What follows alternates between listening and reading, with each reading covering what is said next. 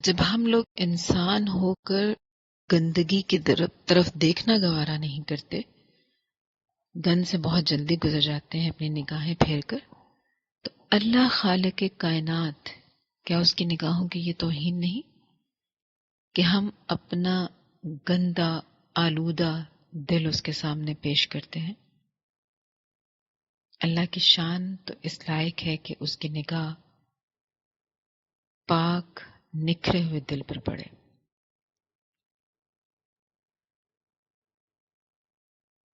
اور پھر اس دن جنت قریب لائی جائے گی۔ جنت قریب لانے کا مطلب کیا؟ کہ جنت کو پانا، جنت تک پہنچنا آسان ہو جائے گا۔ اس دور میں اس کو سمجھنا مشکل نہیں ہے۔ جیسے ہم ہوائی جہاز کے ذریعے کسی دور دراز کی منزل تک پہنچ جاتے ہیں تو گویا زمین سمٹ کر ہمیں منزل تک پہنچا دیتی ہے، گویا منزل خود چل کر ہمارے پاس آ جاتی ہے۔ تو جو انسان دنیا میں اپنے آپ کو اللہ کی جنت کے حصول کے لیے کھپا دیتا ہے، لگا دیتا ہے، سب کچھ فراموش کر کے، دنیا کے عارضی عیش و عشرت، مزے، یہ سب کچھ بھلا کر دائمی مزوں کے لیے وہ اپنی زندگی کو تگدو میں لگاتا ہے، تو پھر جنت خود چل کر اس کے پاس آتی ہے آخرت میں۔ آگے قوم عاد کا تذکرہ ہے کہ ان کے نبی نے ان کو اس بات پر ڈانٹا کہ ہر اونچے مقام پر ایک لا حاصل یادگار عمارت بنا ڈالتے ہو۔ تو اگر ہم غور کریں تو ہم بھی یہی کرتے ہیں۔ ہمارا بہت سارا پیسہ صرف ہمارے گھروں کی تعمیر پر لگ جاتا ہے۔ ایک گھر ہمارا آبائی گاؤں میں ہونا چاہیے، ایک گھر ہمارا شہر میں ہونا چاہیے، ایک گھر ہمارا وہاں ہونا چاہیے جہاں ہمارا کاروبار ہے، ایک وہاں ہونا چاہیے جہاں ہمارے بچے پڑھتے۔ حالانکہ اسلام کا مزاج جو احادیث سے واضح ہوا ہے وہ یہ ہے کہ وہ عمارت جو زائد از ضرورت بنائی گئی ہو، اس میں کوئی بھلائی، کوئی خیر نہیں۔ پھر یہ بھی کہ ہر تعمیر، ہر عمارت صاحب عمارت کے لیے مصیبت ہے، سوائے اس عمارت کے جو ضروری ہو وہ وبال نہیں ہے۔ یعنی ایک گھر ہوتا ہے نا ضروری رہنے کے لیے، لیکن زائدہ ضرورت عمارتیں بناتے جانا، گھر بناتے جانا، اور گھر اس طرح کے بنانا کہ ہر چیز اس میں سب سے اعلیٰ ہو، گویا ہمیں ساری زندگی کے لیے یہیں پہ رہنا ہے۔ بہت ساری مثالیں ہمارے سامنے ہیں نا کہ لوگوں نے اپنی زندگیاں لگا دی اپنے گھروں کو بنانے کے لیے، اور پھر اس میں رہنا بھی نصیب۔ تو اس دائمی جنت کے حصول کے لیے اپنے آپ کو ضائع مت ہونے دیں۔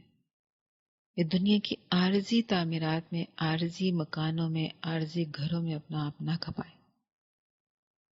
اگر آپ کو دنیا کا دائمی آخرت کا دائمی محل چاہیے۔ اور عمرو بن عاص نے حضرت عمر رضی اللہ عنہ کو جب یہ لکھا کہ ہم نے آپ کے لیے فسطاط یعنی مصر میں گھر بنایا ہے، تو حضرت عمر نے فرمایا کہ حجاز میں رہنے والے شخص کا مکان مصر میں کیسے ہو سکتا ہے؟ تو یہ میری ضرورت ہی نہیں ہے، میں رہتا حجاز میں ہوں۔ جبکہ ہمارے معاملات اس کے برعکس ہیں۔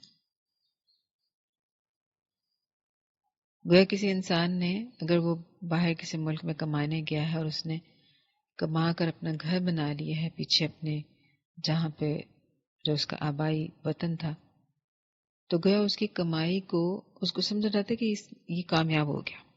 یعنی ہمارے ہاں کامیابی کا معیار یہ ہے۔ اور اگر وہ اپنا گھر ہی نہیں بنا سکا تو لوگ اس کو طعنے دیتے ہیں کہ ساری زندگی باہر رہا اور گھر نہ بنا سکا تو کیا حال؟ یہ زندگی کا مقصد بس گھر بنانا ہے؟ آگے سورۃ النمل میں اللہ تعالیٰ سورۃ الشعراء کی ہی آیت نمبر 214 میں اللہ قریب ترین رشتہ داروں کو ڈرانے کا حکم دے رہے، تو ان کو کس چیز سے ڈرایا جائے؟ آخرت کی جواب دہی سے، اللہ سے، اس کے غضب سے۔ اصل میں ہم تو آپس میں ایک دوسرے سے ڈرتے ڈراتے رہتے ہیں نا، تو اللہ کی طرف دھیان ہی نہیں جاتا ہمارا۔ میاں بیوی ایک دوسرے سے ڈرتے ہیں، ساس بہو نند بھابھی، مالک غلام، افسر نوکر، حکمران رعایا، تو یہ سب ایک دوسرے سے ہی بس ڈرتے رہتے ہیں۔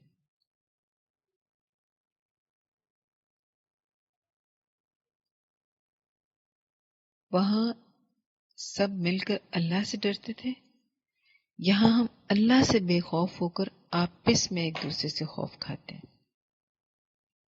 ہم بس یہی ڈر رہتا ہے لوگ کیا کہیں گے۔ نبی صلی اللہ علیہ وسلم جب اپنے رشتہ داروں کی دعوتیں کیا کرتے تھے تو ان کا مقصد کیا ہوتا تھا؟ دعوت تبلیغ، کہ ان کو بلا کر اللہ کا پیغام پہنچائے۔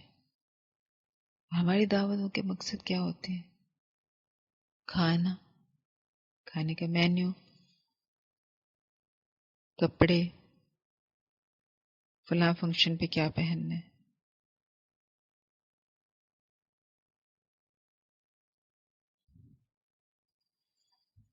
اگر ہم ایسے موقعوں پر، ایسے فنکشنز پر، ایسے رشتہ داروں کی دعوتوں پر ایک دوسرے کو تحفے تحائف میں ہی کتابیں اور تفسیر اور حدیث اور اس طرح کی کتابیں دے دیں جن سے ایمان کو تقویت ملے، یا جن سے ہمارا وہ جو منصب تبلیغ ہے اس کا وہ کسی حد تک پورا ہو جائے، تو پھر بھی ہم کہیں کہ ہم نے کچھ نہ کچھ اپنا فرض ادا کر دیا، لیکن ہمارے تحفے تحائف بھی اسی نوعیت کے ہوتے، تو اللہ ہمیں ہدایت دے دے۔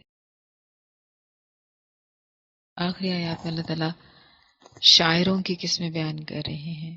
بظاہر یہ لگتا ہے کہ اللہ شاعروں سے ناراض ہیں یا اللہ کو شاعری پسند نہیں ہے، لیکن یاد رکھیں کہ شاعروں کی دو قسمیں ہوتی ہیں، ایک وہ جو لہو و لعب، عشق و عاشقی، حسن و جمال، بس اس کے اعصاب پہ عورت ہی عورت سوار، اس قسم کے شاعر، بے مصرف، بے مقصد، بے عمل شاعری۔ اور دوسری طرف حضرت حسان بن ثابت جیسے، حضرت کعب بن مالک جیسے شعراء،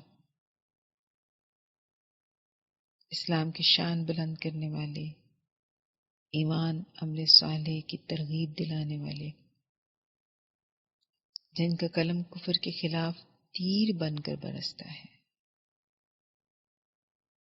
قلم کی جو چوٹ ہے ان کو تلوار سے زیادہ لگتی ہے۔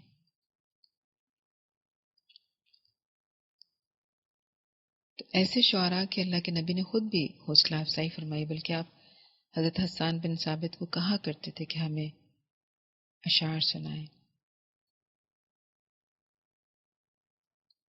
تو گویا جس انسان نے اپنی کسی صلاحیت کو جو اللہ نے اس کو دی ہوئی ہے اللہ کے دین کے لیے استعمال کیا تو وہ قابل تعریف ہے، اور اگر اس نے اپنی صلاحیت کو دنیا کے لیے، دنیا کی آسائشوں کے لیے، دنیا کی رونقوں کے لیے، عورت کی تعریف کے لیے، عورت کے ہر عضو کو بیان کرنے کے لیے، اپنے عشق و عاشقی کے لیے، بس اس مقصد کے لیے استعمال کیا، کسی کے اندر لکھنے کی صلاحیت ہے یا کسی کے اندر بولنے کی صلاحیت ہے، کسی کے اندر شاعری کی صلاحیت ہے، تو اگر انہوں نے اپنی ان صلاحیتوں کو صرف انہی مقاصد میں، انہی بے مقصد کاموں میں صرف کر دیا تو یہ قابل مذمت ہے۔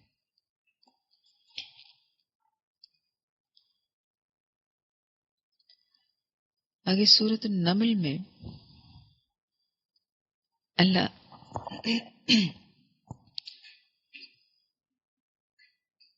سلیمان علیہ السلام کی غیر معمولی بادشاہت کا تذکرہ کر رہے ہیں۔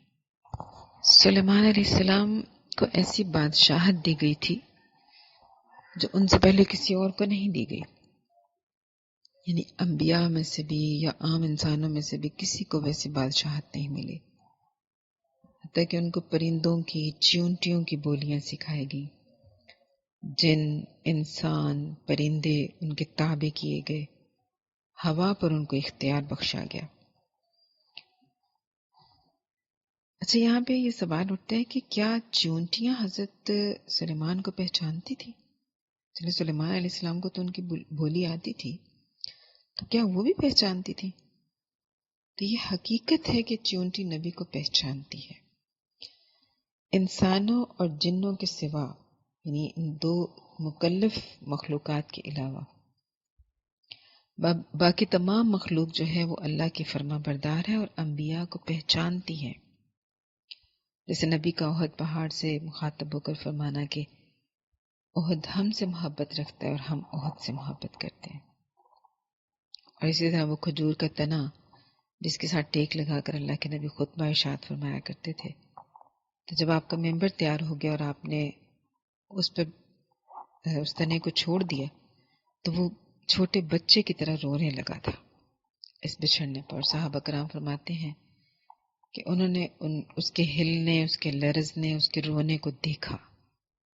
اسی طرح اونٹ کا آپ کے پاس دو زانو ہو کر رونا اور اپنے مالک کی شکایت کرنا. تو اس سے یہ ثابت ہوتا ہے کہ انسان اور جن کے علاوہ باقی ساری مخلوقات اللہ کی فرما بردار ہیں اور نبی کو پہچانتی ہیں. صرف انسان ہے وہ ظلومن جہولا، بلکہ بعض اوقات تو اولئک کالانعام بل ہم اضل. حضرت سلیمان علیہ السلام نے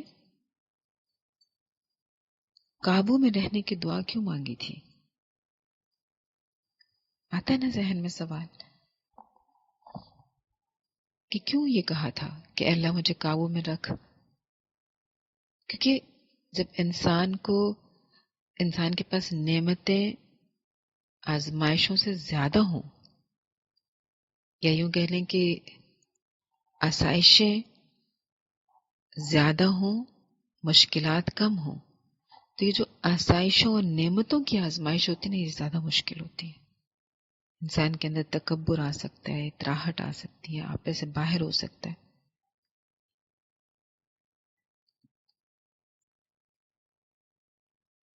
امام احمد بن حنبل پر پہلے کوڑے برسائے گئے اتنے کہ اگر وہ کوڑے ہاتھیوں پر پڑتے تو وہ بھی بلبلا اٹھتے، لیکن اس کے باوجود امام احمد بن حنبل ثابت قدم رہے تھے.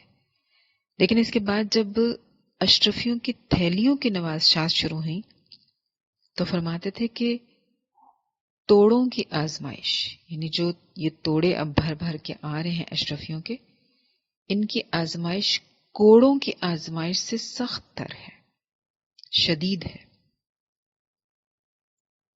اور یہی دعا حضرت سلیمان علیہ السلام نے مانگی تھی، کیونکہ وہ بھی اس چیز کو پہچانتے تھے کہ نعمتوں کی آزمائش زیادہ سخت ہے، انسان آپے سے باہر ہو جاتا ہے، اپنے قابو سے باہر ہو جاتا ہے.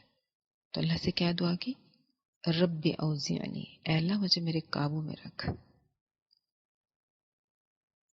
اے اللہ مجھے کنٹرول دے، اے اللہ مجھے تو خود قابو کر. کس لیے قابو میں رکھ؟ اللہ کا شکر گزار بندہ بن کر رہنے کی، عمل صالح کی جو اللہ کو پسند آ جائے، قبولیت پالے، اور یہ عاجزی دے کہ اپنے صالح بندوں میں داخل کر لے. یعنی اللہ مجھے اس طرح قابو کر کہ میرے اندر یہ صلاحیتیں، یہ صفات پیدا ہو سکے. یہ عاجزی کا عالم دیکھے کہ انبیاء کو جب بھی اللہ کی طرف سے کوئی انعام سے نوازا جاتا ہے تو وہ اللہ کے آگے اور زیادہ جھک جاتے ہیں، ان کا ایمان اور زیادہ بڑھ جاتا ہے. اب یہ جو کہ پرندے اور جانور وغیرہ یہ سب حضرت سلیمان علیہ السلام کے تابع فرمان تھے، تو ان سب کی حاضری لگا کرتی تھی. ایک دن کیا ہوا کہ ہدہد جو تھا لشکر کا سپاہی، وہ غائب تھا. جب حضرت سلیمان اپنی ساری افواج کا معائنہ کر رہے تھے تو وہ غائب تھا. اس کے بارے میں پتہ چلایا گیا، جب آیا اس سے پوچھ گچھ ہوئی تو اس نے قوم سبا کا بتایا کہ وہ سورج کو سجدہ کرتی ہے، وہ ایسی قوم ہے جن کے اوپر حکمران ایک عورت ہے، خوشحال قوم ہے، تخت بھی بڑا عظیم الشان ہے. اب سلیمان علیہ السلام نے کیا کیا کہ ہدہد کو ملکہ سبا کو خط دینے پر مامور کیا کہ جاؤ ان کے آگے جا کے یہ خط ڈال دو،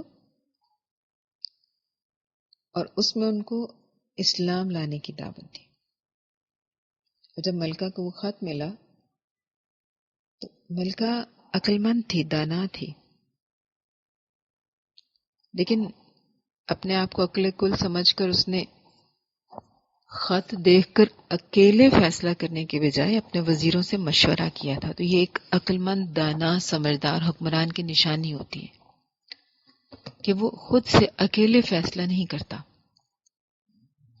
بلکہ وہ ہمیشہ اپنے ساتھیوں، اپنی جماعت کا مشورہ مانگتا ہے۔ اور یہی بات، یہ صفت اسلام کے اندر بھی ہے کہ اسلام بھی مشورے کا پابند کرتا ہے، کیونکہ حکمران کا اکیلے بلا مشورہ کوئی فیصلہ کرنا یہ ملک و قوم کو ڈبو دینے کے مترادف ہوتا ہے، اور آخرت کی جواب دہی پھر الگ۔ اس لیے یہاں ایک بڑے ملک سے جب بادشاہ پیغام بھیج رہا ہے، اسلام کی دعوت دے رہا ہے، اب ملکہ بغیر مشورے کے اتنا بڑا فیصلہ کیسے کر سکتی تھی؟ تو اس میں دور حاضر کے جو اہل اقتدار ہیں ان کے لیے سبق ہے۔ اب سرداروں نے آگے سے کیا جواب دیا؟ فطری سا جواب کہ ہم طاقتور ہیں اور لڑنے والے ہیں،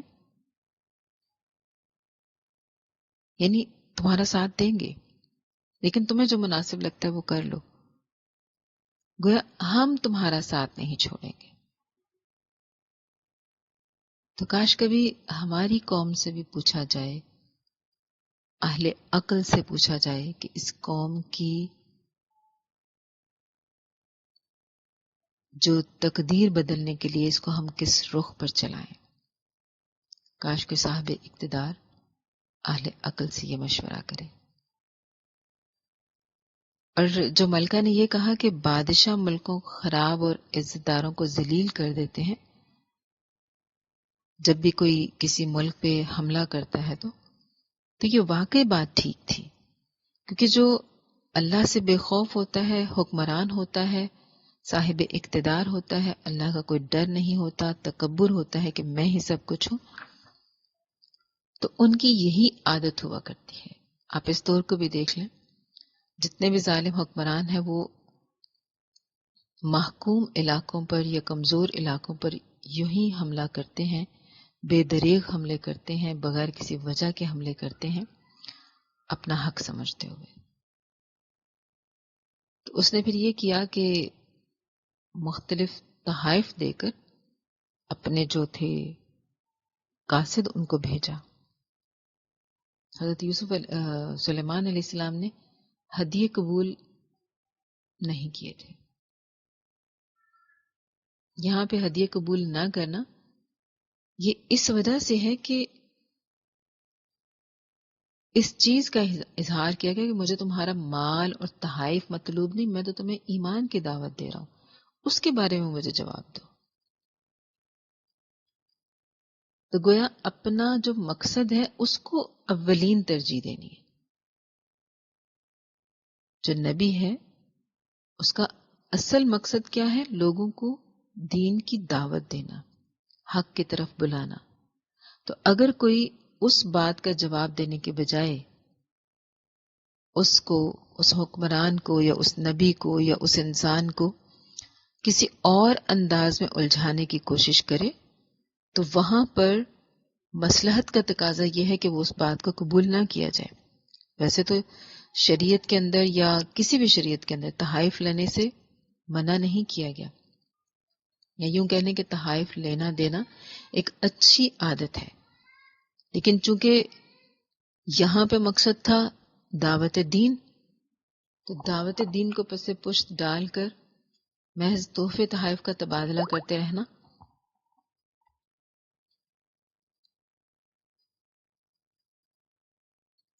یہ نبی کا منصب نہیں ہے، یا داعی حق کا منصب نہیں ہے۔ تو اس لیے سلیمان علیہ السلام نے تحفے لینے سے انکار کر دیا تھا۔ سلیمان علیہ السلام نے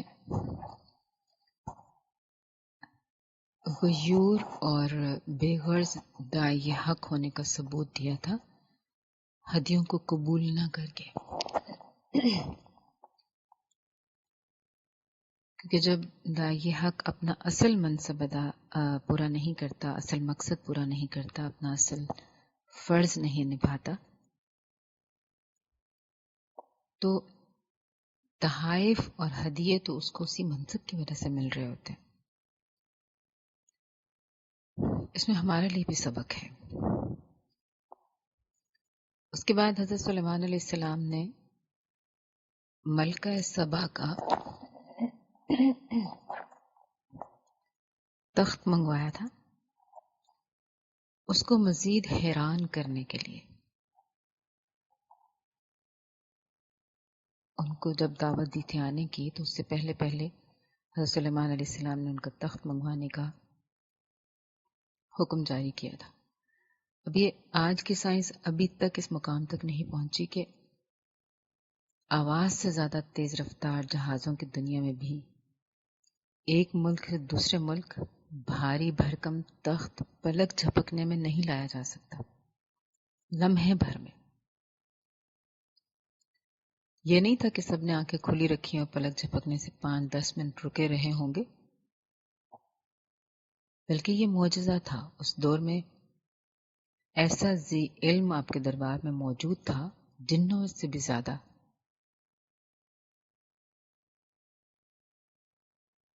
تو آج کی سائنس بیچاری منہ کھولے اس حیران کن معجزے کو دیکھتی ہے جو آج سے ہزاروں سال پہلے ہوا.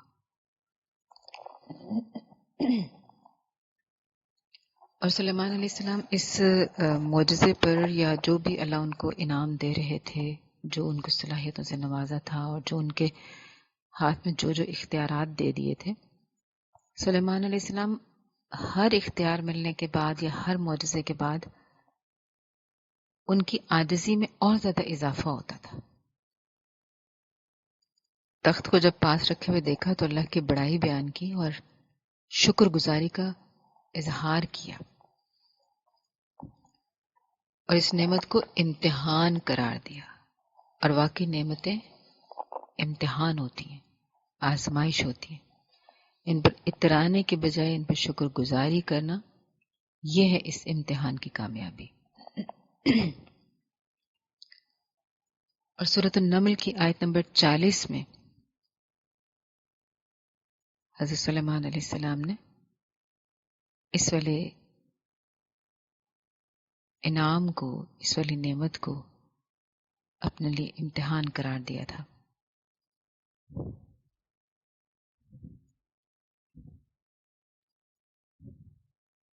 اور پھر فرمایا تھا کہ ھذا من فضل ربی لیبلونی ااشکر ام اکفر، کہ اللہ مجھے آزمانا چاہتا ہے کہ میں شکر کرتا ہوں یا ناشکری کرتا ہوں. یاد رکھیں کہ ناشکری میں یہ بات بھی آ جاتی ہے کہ انسان اس بات کو، اس چیز کو اپنا کمال سمجھنے لگ جائے اور اترانے لگ جائے اپنے نفس پر. تو یہاں پہ گویا حضرت سلیمان علیہ السلام ہماری تربیت کر رہے ہیں یہ الفاظ بول کر کہ وَمَن شَكَرَ فَإِنَّمَا يَشْكُرُ لِنَفْسِهِ وَمَن كَفَرَ فَإِنَّ رَبِّي غَنِيٌّ كَرِيمٌ، کہ یاد رکھو جو شکر کرتا ہے تو وہ اپنے لیے ہی شکر کرتا ہے، اپنا ہی وہ حصار قائم کرتا ہے، اپنا ہی بچاؤ کرتا ہے، اپنے ہی آپ کو محفوظ کرتا ہے. اور جو انکار کرتا ہے، جو ناشکری کرتا ہے، تو یاد رکھو کہ میرا رب تو بڑا بے پرواہ ہے، بہت بے پرواہ، بڑا معزز. اللہ کو پرواہ نہیں ہے کہ ہم شکر کریں تو کہیں اللہ کی شان میں کوئی اضافہ ہوگا. اللہ کی شان ویسے ہی بہت اعلیٰ ہے، اور نہ ہی کسی کے ناشکری کرنے سے اللہ کی شان میں کوئی کمی واقع ہوتی ہے. اور پھر جب ملکہ سبا آئی تو اس نے آ کر جب اپنے تخت کو پہلے سے وہاں پہ موجود پایا تو وہ ظاہری بات ہے حیران ہوئی ہوگی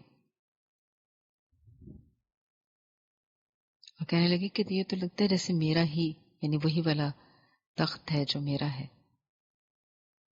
تو وہ چونکہ صالح طبیعت کی مالک تھی اور جیسے ان کو اسلام کی دعوت ملی ان کا دل اس کی طرف مائل ہو چکا تھا، اسلام کی طرف. تو اب یہ والا جو معجزہ تھا یہ ایک یہ وہ سمجھ لیں دلیل کے طور پر ان کے سامنے ظاہر ہو گیا، تو پھر انہوں نے اسلام لانے میں کوئی دیر نہیں لگائی. اور اس کے بعد سلیمان علیہ السلام نے ان کو ایک ایسے محل میں داخل کیا جس کا فرش اتنا چکنا تھا شیشے کی ٹائلوں کا کہ اس کے نیچے سے سب کچھ نظر آتا تھا.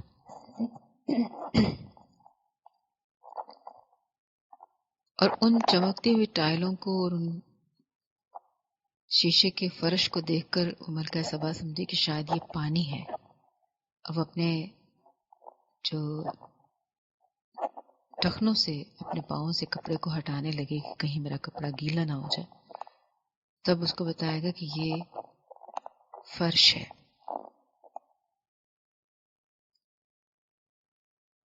تو سلیمان علیہ السلام اتنے 1000 سال پہلے اللہ نے ان کو اتنا نوازا تھا، اتنا خوبصورت فرش، اتنے عظیم معجزات، اتنی مخلوقات پر اقتدار اور اختیار، اس کے باوجود وہ اللہ کو نہیں بھولے. اور ہمارے نیچے، ہمارے پاؤں تلے یہ ماربل کی ٹائلیں آ جاتی ہیں تو ہم اتراتے نہیں، رکتے، بھولے نہیں سماتے. اور کہاں سلیمان علیہ السلام جیسی حکومت اور اقتدار جو ان سے پہلے کبھی کسی کو نہیں ملا، ان کے بعد کبھی کسی کو نہیں ملے گا. تو تب اس نے ملکہ سبا نے جب ان کو کہا گیا کہ انہو صرح ممرد من قواریر، کہ یہ شیشے کی ٹائلوں سے بنایا گیا فرش ہے، تو اس نے کیا کہا؟ صالح طبیعت لوگ فوراً اسی طرح اعتراف کرتے ہیں. قالت رب انی ظلمت نفسی واسلمت مع سلیمان للہ رب العالمین، کہ میں نے اپنی جان پہ بڑا ظلم کیا، تو اب میں سلیمان علیہ السلام کے رب پر ایمان لاتی ہوں.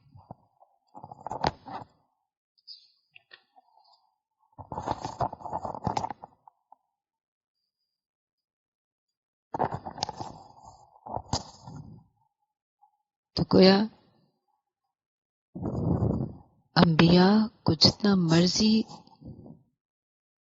دنیاوی مال و اسباب دے دیا جائے، لیکن جو ان کا اصل مطمع نظر ہوتا ہے وہ ان کا مشن ہوتا ہے، آخرت پر ان کی نگاہ ہوتی ہے.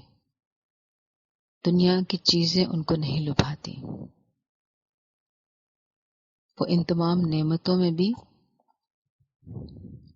اپنی اصلاح کا پہلو ہی مد نظر رکھتے ہیں، اتراتے نہیں ہیں، فخر و غرور کے اور تکبر کے جذبات ان کے اندر نہیں پیدا ہوتے، بلکہ عاجزی اور بڑھ جاتی ہے اللہ کی ہر نعمت پر.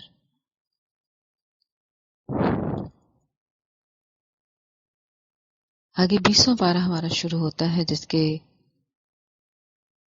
شروع میں ہی اللہ نے توحید کو ذہن نشین کروانے کے لیے مختلف سوالات، مختلف طرح سے استفسار کر کے شرک کو چپ کروا دیا تھا. اللہ نے اپنی نشانیوں کی طرف متوجہ کیا کہ وہ کون ہے جو آسمان و زمین کو پیدا کرنے، پانی برسانے، باغوں اور درختوں کو اگانے والا ہے، زمین کو رہنے کے قابل بنانے والا.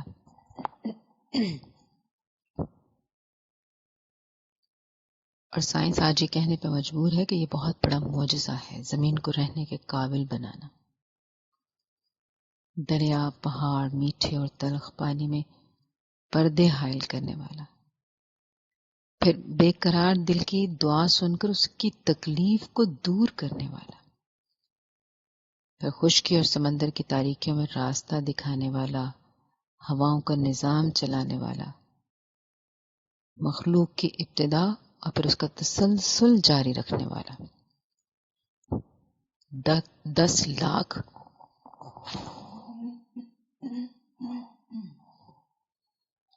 10 لاکھ قسم کے حیوانات اور 2 لاکھ قسم کے نباتات ہیں دنیا میں. تمام مخلوقات کو رزق دینے والا، اور پھر بھی اس کے رزق کے خزانے ختم نہیں ہوتے. ہر سوال کے جواب میں، ہر سوال کے بعد اللہ تعالیٰ پوچھتا ہے اَإِلَٰهٌ مَّعَ اللَّهِ، کیا یہ کام اللہ کے ساتھ کسی اور نے کیا؟ کیا اس کام کو کرنے میں اللہ کے ساتھ کوئی اور شریک تھا؟ کیا اس کام میں اللہ تمہارے کسی معبود باطل کا محتاج تھا؟ کیا اس کام کو کرتے ہوئے اللہ کو کسی کی مدد کی ضرورت پڑی؟ پھر انسان کو جھنجھوڑتا ہے، تم لوگ قلیلا ما تذکرون، تھوڑے ہو جو نصیحت حاصل کرتے ہو، کم سوچتے ہو.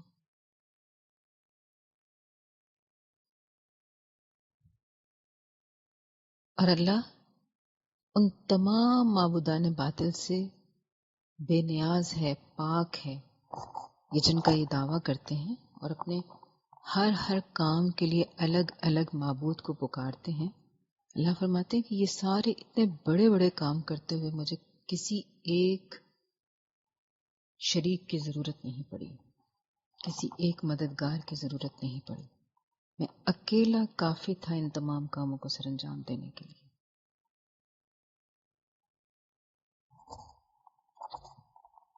تعالی اللہ عما یشرکون، اللہ اس سے کہیں بلند ہے، اللہ کی ذات بلند و بالا ہے ان تمام شریکوں سے جو یہ اللہ کے ساتھ ٹھہراتے ہیں. شرک کی ہر صورت کی نفی کر دی اللہ نے. اور انداز بیان کیسے؟ اپنی مختلف نعمتیں گنوا گنوا کر اللہ فرما رہے ہیں کہ اَإِلَٰهٌ مَّعَ اللَّهِ، کیا اللہ کے ساتھ ہے کوئی اور معبود؟ اور انداز بیان ایسا ہے کہ اگر انسان سوچے سمجھے تو اس کا سر شرم سے جھک جائے.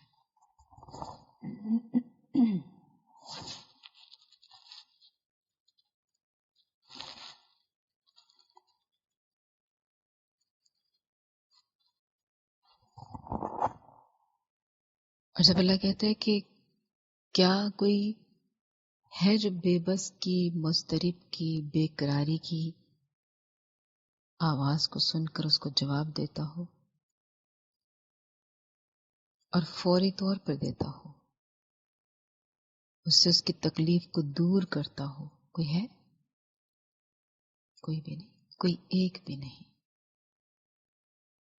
مضطر سے کبھی پوچھا کرے، اس بے قرار سے پوچھا کرے، اس کو دنیا کی ہر طرف سے ٹھوکریں لگی ہوں اور وہ پھر آ کر صرف ایک اللہ کو ایک دفعہ پکارے،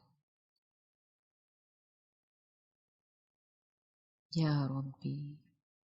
اللہ کیا کہتا ہے؟ لبیک یا عبدی. اس کو تانا نہیں دیتا اتنے عرصے کہاں رہے، اس کو یہ نہیں کہتا اب یاد آئی ہے میری، اس کو کچھ بھی نہیں جتلاتا. بس بندہ اپنے رب کو پکارتا ہے اپنا رب کہہ کر، اور اللہ اس کو فوراً اپنا بندہ کہہ کر لبیک کہہ دیتا ہے. کوئی ہے ایسا احساس کرنے والا؟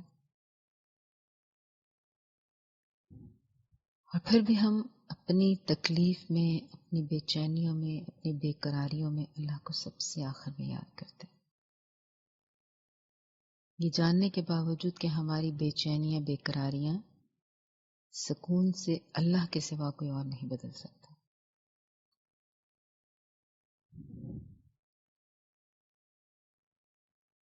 تو جو اتنے واضح دلائل کے باوجود نہیں سمجھتے، تو پھر بھی کہتے ہیں کہ اللہ کے ساتھ اس کام میں اس نے یہ کیا تھا، اس کام میں ہمارے معبود یوں شامل ہوئے تھے، اس کام میں ہمارے جو پیر فقیر ہیں وہ یوں حصہ ڈالتے.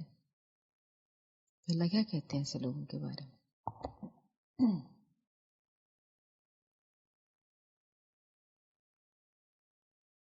مردے، بہرے اور اندھے، وہ دل جو حق کو پہچاننے سے قاصر ہو جائے، جس میں قرآن کے لیے کوئی جگہ نہ ہو، وہ زندہ نہیں، وہ مردہ ہوتا ہے، بظاہر زندہ. حضرت علی کے فرمان کے مطابق کہ دنیا میں بہت سے لوگ سوئے ہوئے ہیں اور موت آ کر انہیں جگائے گی. ہڑبڑا کر فرعون کی طرح حیران ہو کر ہوش میں آ کر چلائیں گے، ایمان لانا چاہیں گے، مگر تب وقت گزر چکا ہوگا. ایسے لوگوں کو آپ زندگی میں ہر طرح سے سمجھا کر دیکھ لیں، آپ کی بات سننے کے لیے تیار نہیں ہوں گے. بات سن لیں گے تو ایسے سنی انسنی کریں گے جیسے پتہ نہیں آپ کس سے بات کر رہے تھے. یا سن بھی لی، آرام سے بیٹھ کے سن بھی لی، لیکن اس کا یوں استہزاء اڑا کر چلے جائیں گے، مذاق بنا کر چلے جائیں گے. بس چھوڑو یہ پرانی باتیں. اس لیے اللہ نے فرمایا کہ یہ بہرے ہیں، باقی ساری آوازوں کے لیے ان کے کان بہت تیز ہیں.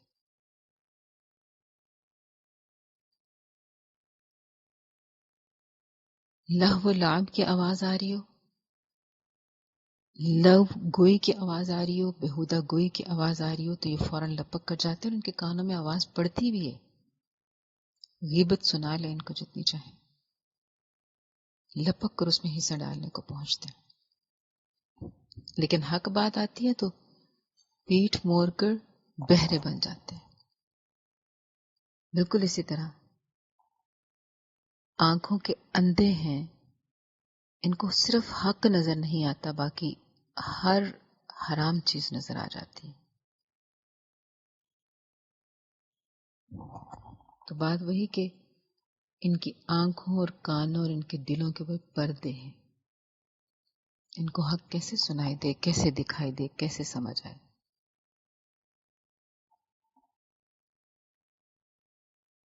اسی صورت کے اندر اللہ تعالیٰ اس جانور کا بھی تذکرہ فرما رہے ہیں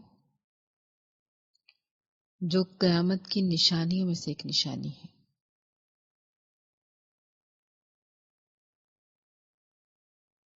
آیت نمبر 82 میں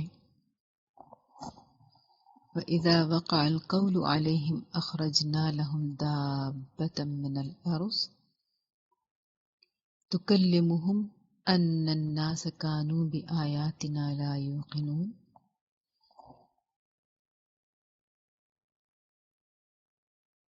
کہ اس وقت ایک جانور نکلے گا جو ان سے باتیں کرے گا. اور یاد رکھیں کہ احادیث کے اندر ہے کہ آفتاب یعنی سورج مغرب سے طلوع ہوگا اور ایک دن دہاڑے یہ جانور نکل آئے گا جو انسانی زبان میں کلام کرے گا. ان دونوں نشانیوں میں سے جو نشانی بھی پہلے ہو وہ بہرحال دوسری کے قریب ہی ظاہر ہوگی. یعنی یہ دونوں ایک ساتھ ہیں.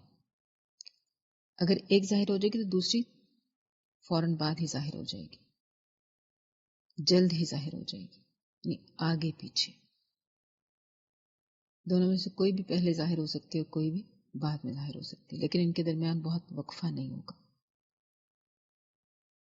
اور یہ قیامت کی نشانی ہے، جو جانور نکلنے کی نشانی ہے، جو انسانی زبان میں بات کرے گا. یہ تب ہوگا جب امر بالمعروف اور نہی عن المنکر کرنے والا کوئی بھی باقی نہیں رہے گا. قیامت کی یہ والی نشانی تب ظاہر ہوگی.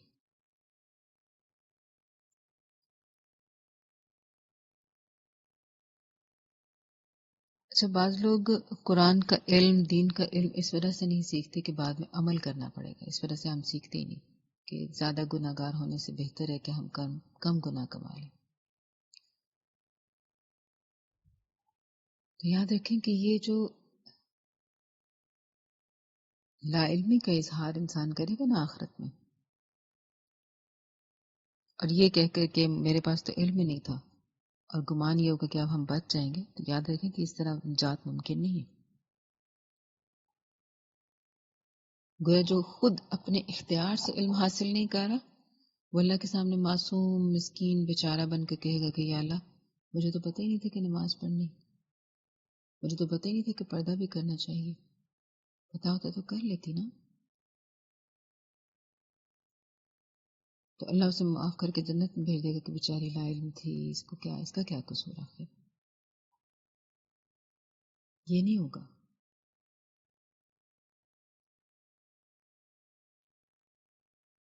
کیونکہ یہ اس کا اختیار ہے، وہ چاہے تو علم حاصل کر سکتی تھی، علم حاصل کر سکتا تھا. اور اس دور میں تو کسی کے پاس یہ عذر باقی ہی نہیں رہا کہ میں گھر سے باہر نہیں جا سکتی، میں مدرسے میں نہیں جا سکتی، میں کسی قرآن کلاس میں نہیں جا سکتی. آپ کو تو گھر بیٹھے اب سہولت میسر ہے، ہر انسان کو. اب تو یہ عذر باقی ہی نہیں رہا.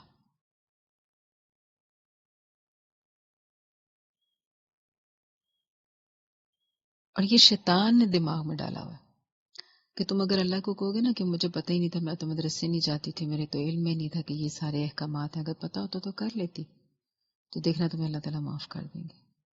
ہاں، جو مدرسوں میں جاتی ہیں نا، اگر انہوں نے بعد میں عمل نہ کیا تو اللہ ان کو کان سے پکڑ کے جہنم میں پھینکے گا. یہ شیطان سجھا رہا ہے، یہ شیطان ان کو سجھا رہا ہے جن کو اگر کسی قرآن کلاس کی دعوت دے دی جائے، کسی درس کی دعوت دے دی جائے، تبلیغ کی جائے کہ آپ آیا کریں، اپنا کچھ ٹائم نکال کے مدرسے میں کسی کلاس کو جوائن کر لیں، تو ان لوگوں کو شیطان یہ جھانسے دیتا ہے، یہ عذر ان کو سکھاتا ہے، یہ تعویلیں کرتا ہے کہ مدرسے نہ جانا، قرآن کلاس میں نہ جانا، کیونکہ اگر تم نے سیکھ لیا اور پھر عمل نہ کیا تو پھر بہت گناہ ہوگا، پھر بہت سزا ملے گی.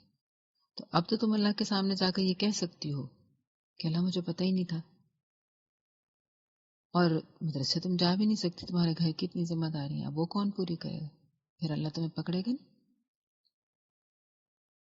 اس طرح کہہ کہہ کر وہ کسی کو ورگلاتا ہے کہ وہ علم حاصل کرے ہی نہ. دماغ میں یہ ڈال دیتا ہے کہ جو لا علم ہوتا ہے اللہ اس کو کچھ نہیں کہتا. تو یہاں پہ پھر آیت نمبر 84 کو ذرا پڑھ لیجیے. حتی اذا جاؤوا قال اکذبتم بآیاتی وَلَمْ تُحِيطُوا بِهَا عِلْمًا أَمْ مَاذَا كُنْتُمْ تَعْمَلُونَ وَوَقَعَ الْقَوْلُ عَلَيْهِمْ بِمَا ظَلَمُوا فَهُمْ لَا يَنْطِقُونَ. اللہ فرمائے گا کہ تم نے میری آیات کو جھٹلا دیا، حالانکہ تم نے تو ان کو جانا بھی نہیں تھا، تمہیں تو پتہ ہی نہیں تھا کہ آیات کے اندر کہا کیا جا رہا ہے یا کس مقصد کے لیے کہا جا رہا ہے، تم نے بس ان کو جھٹلا دیا. اگر یہ بات ہے تو پھر تم اور کیا کر رہے تھے؟ یعنی آیات کا انکار کر کے. میں تو تمہیں بتا رہا ہوں کہ تم آیات کو اس لیے جھٹلاتے تھے، حالانکہ تم نے جانا بھی نہیں ہوتا تھا اس کے بارے میں، نہ قرآن کو پڑھا، نہ قرآن کو جانا، نہ سمجھنے کی کوشش کی کہ اللہ نے فلاں حکم کیوں اتارا، اور ایسے خام خواہ میں اعتراض کرنے کے لیے کھڑے ہو گئے کہ یہ حدود نافذ کرنا یہ ظلم ہے، یا پردہ کرنا عورت کے ساتھ زیادتی ہے، یا داڑھی رکھنا یہ مرد کے ساتھ ایک پابندی ہے خام خواہ کی، اور سود سے منع کرنا. تو اس بات پہ تمہارا یہ اعتراض کہ اب ہم اس دور میں جب ہر طرف سود ہی سود ہے تو ہم کہاں جائیں آخر. تو یہ ساری باتیں کہہ کے اسلام کا مذاق اڑا کر جانے بغیر کہ اللہ نے وہ حکم کیوں دیے، اللہ نے وہ اپنے جو فرمان ہیں ان کو کیوں اتارا، اس میں انسان کے لیے فائدہ پوشیدہ تھا، وہ حکمت جانے بغیر، اس کو اپنے علم میں لائے بغیر تم نے یہ اعتراض کرنا شروع کر دیا کہ اللہ نے یہ حکم کیوں اتارا، اس میں تو ظلم ہے، اس میں تو زیادتی ہے، یہ تو ٹھیک نہیں ہے، یا یہ انسانیت کی فلاح کے لیے مناسب نہیں ہے. تو اللہ کہیں گے تم نے تو جانا ہی نہیں، پتہ ہی نہیں تمہیں کہ قرآن کہتا کیا، تو پھر تم نے خام خواہ میں اعتراض کر دیا. تو اگر یہ بات نہیں تو پھر اور کیا کر رہے تھے تم؟ پھر اور تمہارے اعتراض کی کیا وجہ تھی؟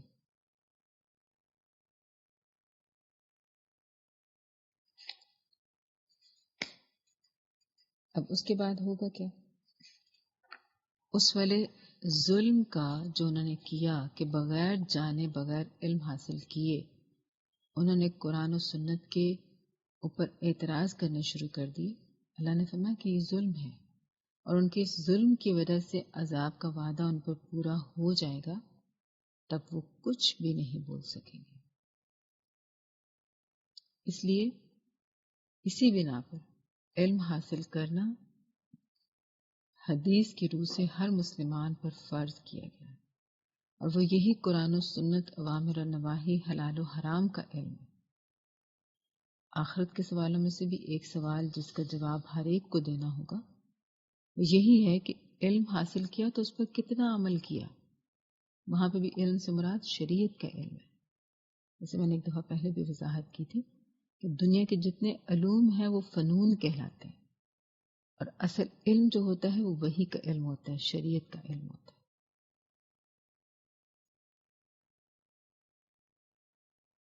اب اللہ نے بنی اسرائیل کو امامت دینے اور فرعون اور حامان اور ان کے لشکروں کو غرق کرنے کا حکم دیا یا اس کا تذکرہ فرمایا، کیونکہ عزت اللہ کے ہاتھ میں ہے، وہ جس کو چاہتا ہے دیتا ہے، جب چاہے دیتا ہے، جب چاہے کسی کے دن پھیر لیتا ہے۔ اگر ایک وقت میں اس کو اقتدار دیا ہوا ہے تو دوسرے وقت میں اس کو ذلیل بھی کر سکتا ہے۔ اور یہ نہیں کہ اللہ جان بوجھ کے کرتا ہے، ظلم کرتا ہے، انسان کے اپنے اعمال اس طرح کے ہوتے ہیں کہ نتیجے کے طور پر اس کے ساتھ یہ معاملہ پیش آتا ہے۔ اللہ نے کیا کہا سورہ قصص کی آیت نمبر 5 اور 6 کے اندر؟ اللہ نے فرمایا کہ ہم نے ارادہ کیا کہ ہم مہربانی کریں ان لوگوں پر جو زمین میں ذلیل کر کے رکھے گئے تھے، اور انہیں امامت دیں، امام بنا دیں، اور ان سے فرعون اور حامان اور ان کے لشکروں کو وہی کچھ دکھلائیں جس کا انہیں ڈر تھا، جس کا اپنے لیے ڈر تھا۔ اپنے لیے وہ ڈرتے تھے نا، ذلت سے، بے گھر ہونے سے، نقصان پہنچنے سے۔ تو یہ سارا کچھ، یہ ساری ذلت، یہ ان کو اٹھانی پڑے گی جو فرعون اور حامان اور ان کے لشکر ہیں۔ اللہ انہیں وہی کچھ دکھا دے گا جس کا ان کو خوف ہے اپنے لیے۔ تو حضرت موسیٰ علیہ السلام کی کہانی بہت دلچسپ ہے، ہم پہلے بھی بہت بار اس کے بارے میں پڑھ چکے ہیں، لیکن جتنی بار پڑھتے ہیں اتنا ہی اس کا ایک نیا پہلو سامنے آتا ہے، ایک نیا مزہ آتا ہے۔ بالخصوص جو حضرت موسیٰ علیہ السلام کا اپنی ماں کی طرف واپس لوٹایا جانا، یہ اللہ کی حکمت اور اس کی تدبیر ہے۔ لطیف لما یشاء، غیر محسوس تدبیروں سے وہ اپنے بندوں کی مدد کرتا ہے۔ یہ جو واقعہ ہے، بلکہ کسی بھی نبی کا واقعہ آپ پڑھ لیں، آپ کے یقین اور اعتماد اور ایمان کو بڑھانے کے لیے کہ کیسے کیسے اللہ خلاف فطرت امور کے ذریعے اپنے انبیاء کی مدد فرماتے ہیں۔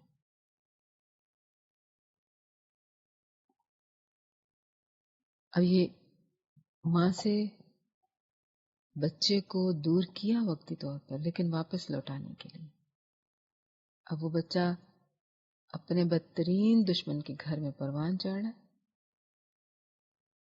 دودھ اپنی ماں کا پیا، دشمن کے گھر میں پروان چڑھا، اور پھر ام موسیٰ اپنے ہی بچے کو دودھ پلا رہی ہیں اور اجرت بھی لے رہی، یعنی اللہ نے دوہرا فائدہ پہنچا دیا، دل بھی ٹھنڈا کر دیا اور مالی فائدہ بھی دے دیا۔ اب رزق حلال پر جو اجر و ثواب میں نبی صلی اللہ علیہ وسلم نے ام موسیٰ ہی کی مثال دی کہ مومن اپنے بال بچے پال کر اللہ سے اجر وصول کر رہا ہے، نہیں اپنے ہی بچوں کو پال رہا ہے، لیکن اللہ اس کو فائدہ دے رہے، اس کو نیکیاں دے رہے، اجر سے نواز رہے۔ اب آگے حضرت موسیٰ نے یہ عہد کیا کہ وہ آئندہ مجرموں کے مددگار نہیں بنیں گے۔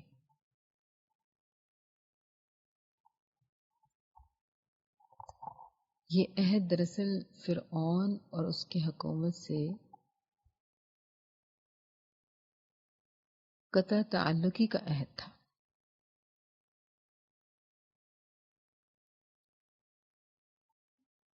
ایک ظالم حکومت میں کسی بھی طرح حصہ دار بننا ایک صالح اور صاحب ایمان کے شایان شان نہیں ہے، یہ ایک اصول ہے جو ان کے اس عہد سے اخذ ہوتا ہے۔ عملاً بھی انہوں نے فرعون کے جو شان و شوکت کو، اس کے شاہی محل کو ٹھوکر پر رکھ کر مدین کا رخ کیا تھا، کو یاد ہوگا یہ. اور پھر وہاں پہ شعیب علیہ السلام کی جو 2 بیٹیاں تھیں جو پانی کے انتظار میں کھڑی تھیں، ان کے جانوروں کو پانی پلایا تھا، اور اس عمل پہ خوش ہو کے حضرت شعیب علیہ السلام نے ان کو اپنے گھر میں ملازمت دی تھی. وہ جس وقت ان کے پاس کچھ بھی نہیں تھا، کوئی گھر بار، کوئی رہنے کو ٹھکانہ، کوئی اہل و عیال، کوئی مال اسباب، کچھ بھی نہیں تھا. تو تب اللہ نے ان کو اس طرح سے نوازا. اور ایک ظالم حکومت میں حصہ دار بننے کے بجائے انہوں نے کیا پسند کیا تھا؟ ایک گھر میں معمولی ملازمت، یعنی بکریاں چرانا. تو یاد رکھیں کہ جو علماء، فقہا، متقی لوگ ظالم حکومتوں کے تعاون سے، ان کے قرب سے ہمیشہ بھاگتے رہے. امام ابو حنیفہ نے چیف جسٹس کا عہدہ سنبھالنے سے انکار کر دیا تھا، کوڑے کھانا قبول کر لیا، جیل میں جانا منظور تھا، لیکن ظالم حکومت کے ساتھ کسی بھی طرح سے معاون بننا ان کے لیے گوارا نہیں تھا. 70 برس کی عمر میں امام ابو حنیفہ نے بادشاہ وقت منصور کے ہاتھوں 30 کوڑے اس حالت میں کھائے کہ برہنہ پشت، بدن پہ صرف پجامہ اور خون ایڑیوں تک بہ رہا تھا. پھر زخموں سے چور ان کو قید خانے میں ڈال دیا گیا. وہاں سے رہا ہوئے تو چند دنوں میں ہی قید حیات سے رہا ہو کر اللہ سے جا ملے. یہ اس اصول کی پاسداری تھی کہ وَلَا تَعَاوَنُوا عَلَى الْإِثْمِ وَالْعُدْوَانِ. اللہ کا یہ حکم یاد تھا کہ گناہ اور زیادتی میں کسی بھی طرح سے کسی کے ساتھ تعاون نہیں کرنا. تو اگر دنیا کو مطمع نظر سمجھتے ہوتے اور حاکم وقت کے کہنے پر چیف جسٹس کا عہدہ سنبھال لیتے تو آپ سوچیں کہ پھر ان کو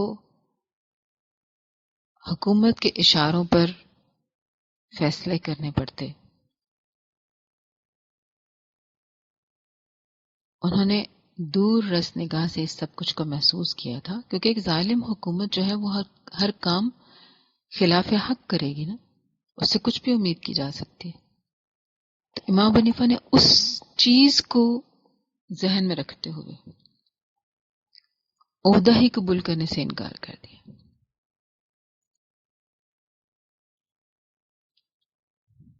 اور جبکہ آج کے معاملات کو دیکھ لیجئے،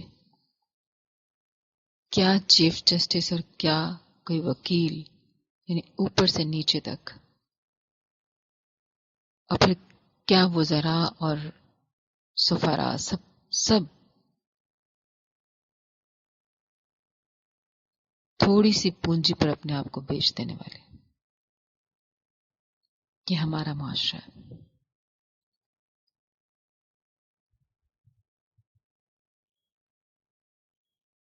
اسی طرح کا ایک اور معاملہ ایک کاتب کا تھا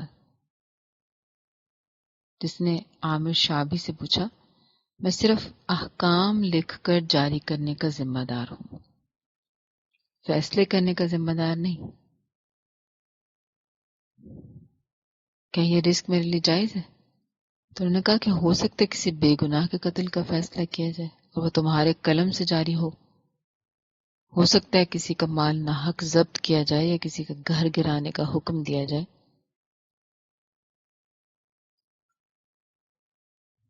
اور وہ تمہارے قلم سے جاری ہو.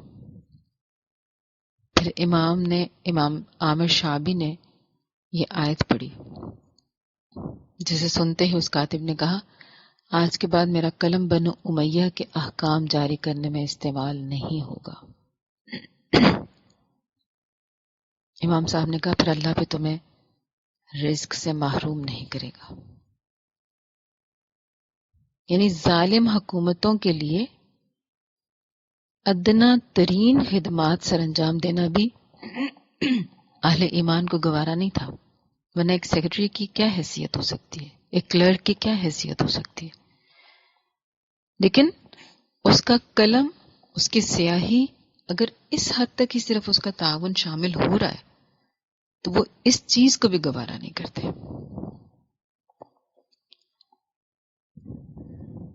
سورۃ القصص کی آیت نمبر 17 کی روح سے.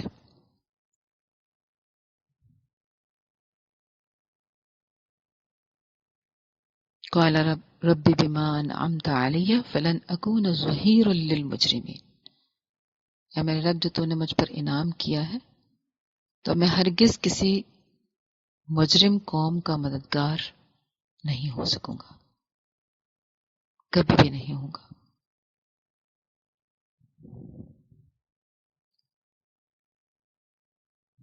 یہ ایک واقعہ بیان کر کے اللہ تعالیٰ نے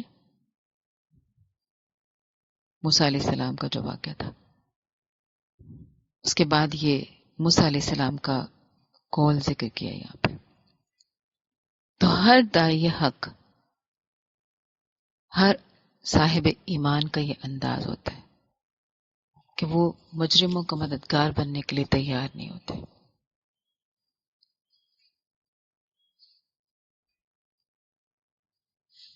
ظلم کا حصہ دار بننے کے بجائے موسیٰ علیہ السلام نے وہاں سے چلے جانا زیادہ مناسب سمجھا تھا. پھر مدین کی طرف ہجرت کی. وہاں پہ شعیب علیہ السلام کی دونوں بیٹیاں جو کھڑی تھیں جانوروں کو پانی پلانے کے لیے، اب ان کے جانوروں کو پانی پلایا. یہ غیرت مند انسان، غیرت مند مرد کی نشانی ہوتی ہے کہ وہ عورت کو، خواہ وہ کوئی بھی عورت ہو، اس کو مشکل میں دیکھ کر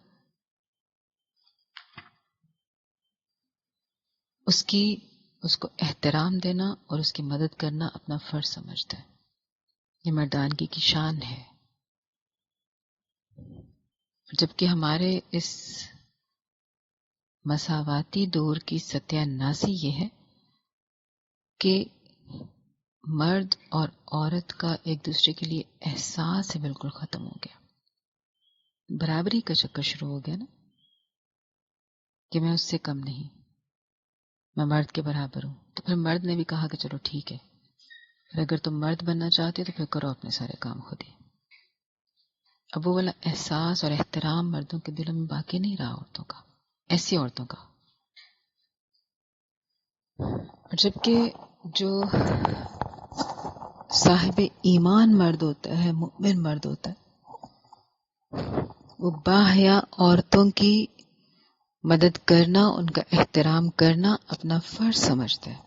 تو موسیٰ علیہ السلام نے بھی ایسے ہی کیا اور ان سے کوئی اس احسان کا بدلہ نہیں چاہا تھا.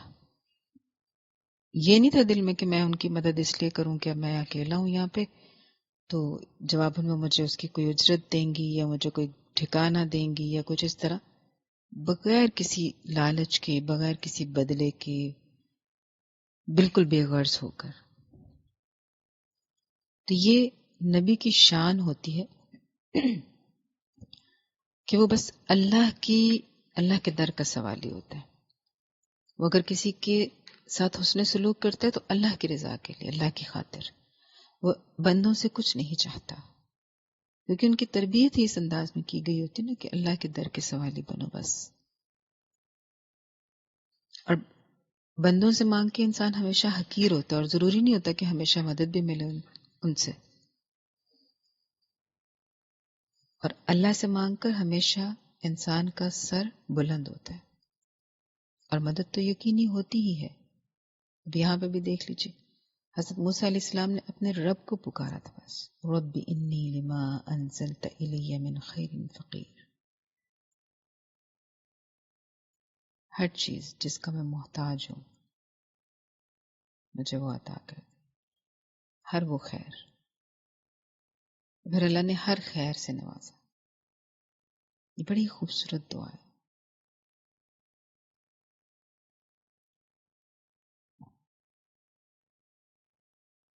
نبی صلی اللہ علیہ وسلم کی خدمت میں ایک دفعہ ایک شخص نے عرض کیا کہ اللہ کے رسول، کیا میں مانگوں؟ تو آپ نے فرمایا کہ نہیں، اور اگر تجھے مانگے بغیر چارہ نہ ہو تو پھر نیک لوگوں سے مانگو. بخاری شریف میں کثرت سے سوال کرنے اور مانگنے والے کے بارے میں آپ صلی اللہ علیہ وسلم نے فرمایا کہ وہ قیامت کے دن اس حال میں آئے گا کہ اس کے چہرے پر گوشت کا ٹکڑا بھی نہیں ہوگا۔ ایک اور حدیث میں ہے کہ بلا ضرورت مانگنے والا قیامت کے دن چہرے پر داغ لے کر آئے گا۔ اس لیے سوال کی ذلت سے بچنا سکھایا گیا ہے اسلام کے اندر۔ محنت کی طرف ترغیب دلائی گئی ہے کہ خود کوشش کرو، مانگو نہیں۔ اپنے ضروریات کا دائرہ محدود کرو تاکہ مانگنا نہ پڑے۔ اعتدال کے ساتھ رہو، اور یاد رکھیں کہ جب انسان اعتدال کے ساتھ رہتا ہے، زندگی گزارتا ہے، تو اس کو نہ کبھی کسی انسان کے آگے ہاتھ پھیلانے کی ضرورت پڑتی ہے اور نہ کسی کو ترس کھانے کی ضرورت پڑتی ہے۔ جب وہ دونوں بہنیں چلی گئیں اور اپنے والد سے جا کر اس کا ذکر کیا اور کہا کہ ہم اس کو ملازم نہ رکھ لیں، یعنی اتنا شریف انسان ہے کہ اس نے ہمارا کام صرف کیا اور پھر ہم سے بے نیاز ہو کر جا کر بیٹھ گیا۔ یعنی مختلف اس کی صفات اس کے ذریعے سامنے آئیں۔ ایک تو یہ کہ وہ باحیا ہے، با کردار ہے، عورت کا احترام کرنے والا ہے، اس کو پیسے کا لالچ نہیں ہے، وہ موقع پرست نہیں ہے، مفاد پرست نہیں ہے۔ تو جب یہ باتیں انہوں نے اپنے والد سے بیان کی تو والد نے ان کو بھیجا کہ جاؤ اس کو بلا کر لاؤ۔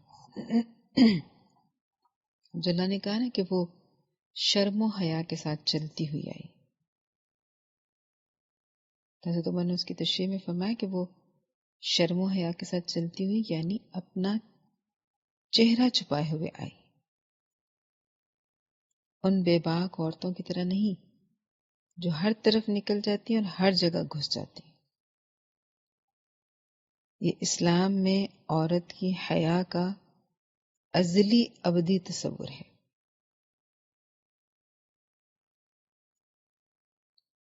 چاہے وہ حضرت موسیٰ کے دور کی ہو، نبی صلی اللہ علیہ وسلم کے دور کی ہو یا آج کے دور کی ہو، اسلام میں عورت کی حیا کا یہی تصور ہے کہ شرم و حیا ایک اور چیز ہے اور دبنا، جھکنا، شرمانا یا اعتماد کی کمی ہونا یہ ایک الگ چیز ہے۔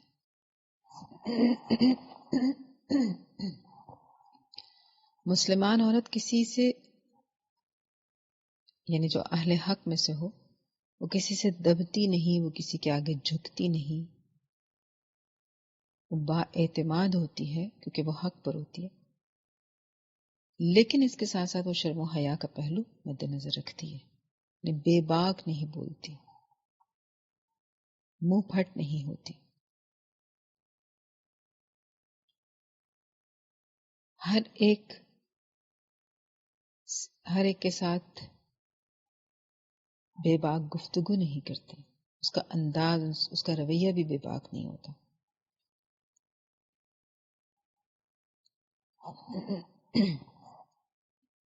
اب اس خاندان نے حضرت موسیٰ علیہ السلام کو خدمت پر رکھ لیا، اجرت پر، اور اسلام کا بھی یہی اخلاق ہے نا کہ حل جزاء الاحسان الا الاحسان، کہ موسیٰ علیہ السلام نے احسان کیا تھا تو اب آگے سے انہوں نے بھی احسان کیا۔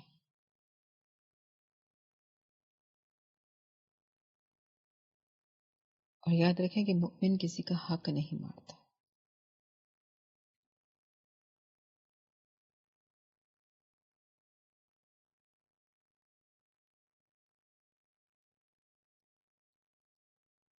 اب جب انہوں نے ان کو موسیٰ علیہ السلام کو ملازم رکھا، حضرت شعیب علیہ السلام نے، تو اس کے لیے وجہ کیا تھی؟ یعنی پیچھے شرائط جو مد نظر رکھی وہ یہ کہ مضبوط ہو، ایمانت دار ہو، بھروسے کے لائق ہو، جیسے آیت نمبر 26 کے اندر ہمیں پوری وضاحت ملتی۔ اب وہاں پر وہ 10 سال تک انہوں نے ان کے ہاں ملازمت کی، اور پھر جب حضرت شعیب علیہ السلام نے اچھی طرح پرکھ لیا اس پورے عرصے کے اندر، تو پھر اپنی بیٹی کا نکاح ان کے ساتھ کر دیا. اب موسیٰ علیہ السلام اپنے اہل و عیال کو لے کر واپس اب اپنے وطن کی طرف جا رہے ہیں، کیونکہ مقصد جو تھا نا، جو ان کا اللہ نے جن سے کام لینا تھا وہ بھی باقی تھا. لیکن موسیٰ علیہ السلام کو اب جب واپس جا رہے تھے تو ایک گھبراہٹ کا سامنا تھا.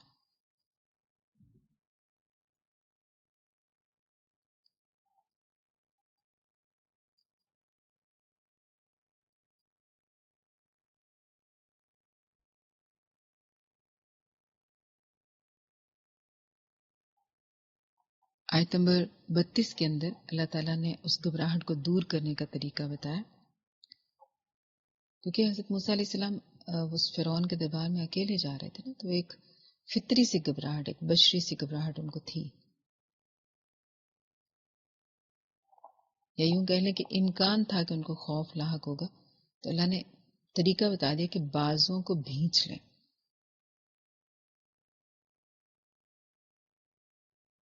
یعنی اپنے پہلوؤں کے ساتھ بازوں کو لگا کر اس کو زور سے دبا لیا جائے. چونکہ یہ قرآن میں ایک نبی کو طریقہ سکھایا جا رہا ہے گھبراہٹ سے بچنے کا یا خوف سے بچنے کا، تو اس سے فائدہ اٹھایا جا سکتا ہے. اور ویسے گھبراہٹ سے، خوف سے بچنے کے لیے اللہ کے نبی نے ہمیں صبح و شام کے اذکار میں جو دعائیں سکھائی ہیں وہ بھی اس کے ہمراہ پڑھی جا سکتی ہیں، جیسے اللہم استر عوراتنا و آمر روعاتنا.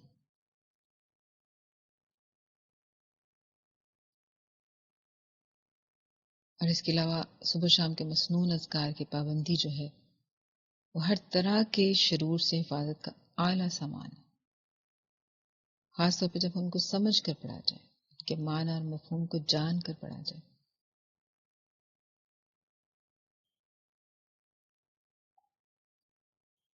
اب اس لیے صبح شام کے اذکار کا لازمی طور پر اہتمام کرنا چاہیے، بلکہ اسلاف یہ کہتے ہیں کہ اگر کوئی انسان تمام اذکار کو نہیں بھی پڑھ سکتا تو کوئی ایک ذکر پڑھ لے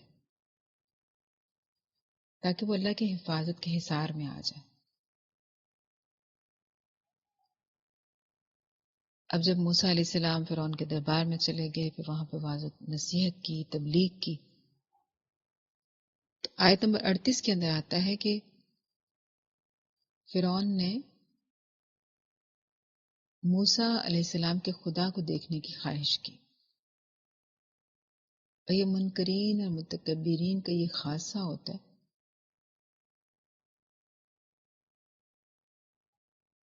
کہ جب ڈوبنے لگتے ہیں تو حقیقت آنکھوں کے سامنے آ جاتی ہے غرق ہوتے وقت. اور فرعون تب کلمہ پڑھنے لگ گیا، ساری اکڑ، ساری دھون، سب کچھ رفو چکر ہو گئے آج کے منکرین کے عین مطابق.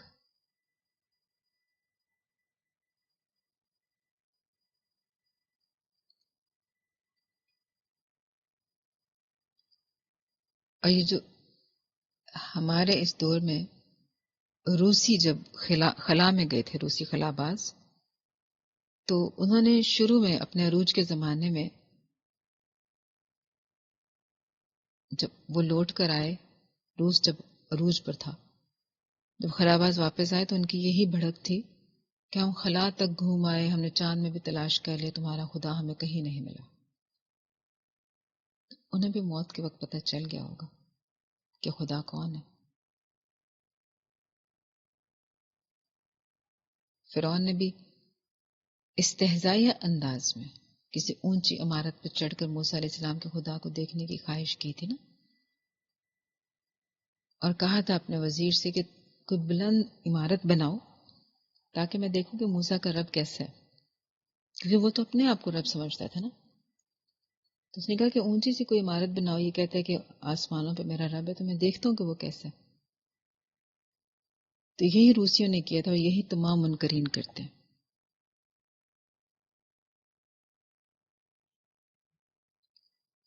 کیونکہ ان کو یقین نہیں آتا کہ اللہ ہے، اس کائنات کا کوئی رب ہے.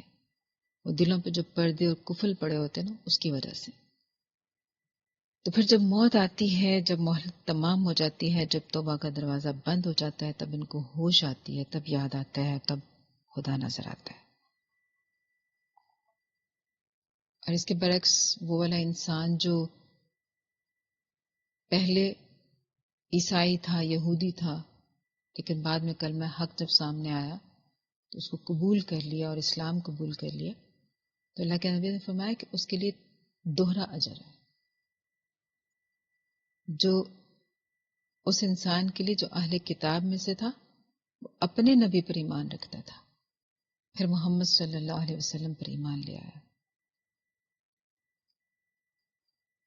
اور اگر کسی غیر مسلم کو، کسی عیسائی کو، یہودی کو اسلام کی طرف دعوت دینی ہو تو یہ بہت بڑی بشارت ہے جو ان کو دی جا سکتی ہے.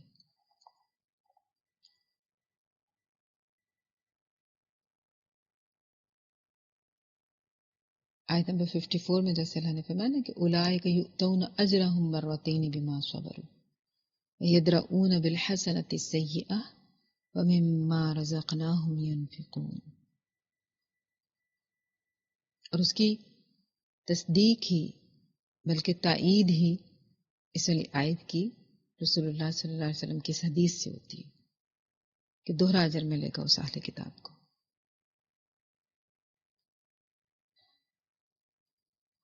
اور اس کے ساتھ ساتھ یاد رکھیں کہ تبلیغ کرنا نبی کا کام ہے. تبلیغ کرے گا، خوشخبریاں دے گا، ڈرائے گا اللہ کے عذابوں سے، اللہ کے غصے سے، اللہ کی ناراضگی سے. مختلف انداز میں اللہ کے پیغام کو پہنچانے کی کوشش کرے گا، اور یہی کوشش اس سے مطلوب ہے. باقی ہدایت دینا اس کے بس کی بات نہیں، ورنہ نبی کا بس تو یہ بس چلے تو وہ پوری کائنات کو، تمام مخلوقات کو، یعنی تمام انسانوں کو دائرہ اسلام میں داخل کر دے. لیکن بس نہیں چلتا. اور نبی کا بس کتنا ہے؟ اللہ نے ان کو کیا کہا ہے کہ بس تبلیغ کرو، پیغام پہنچا دو، باقی تمہاری ذمہ داری نہیں.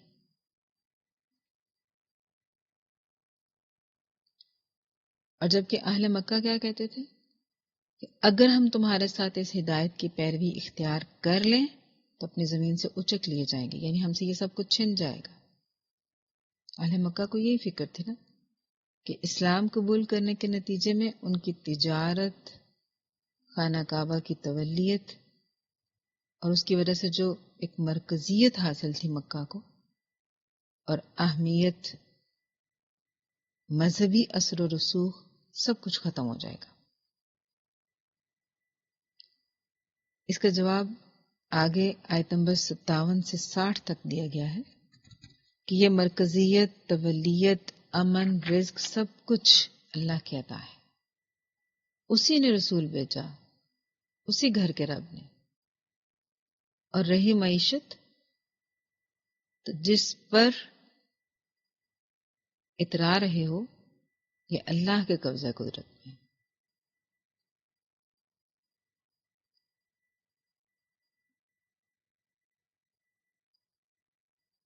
اب یہاں اللہ یہ احساس دلا رہے ہیں، ہدایت کی راہ اختیار کرنے سے انسان سے اقتدار نہیں چھنتا. انسان کو ہمیشہ فقیری اور مفلسی اور شہرت کا چھن جانا، یہی چیزیں شیطان مسلط کر دیتا ہے نا اقوام پہ بھی، افراد پر بھی، کہ اگر تم مولوی بن گئے تو تم سے سب کچھ چھن جانا. یہ یاد رکھنا، اگر تم پردہ کرنے لگ جاؤ گے نا تو دیکھنا تمہارا کوئی اچھا رشتہ نہیں آنا، سب نے کہنا ملا نہیں بن گئے.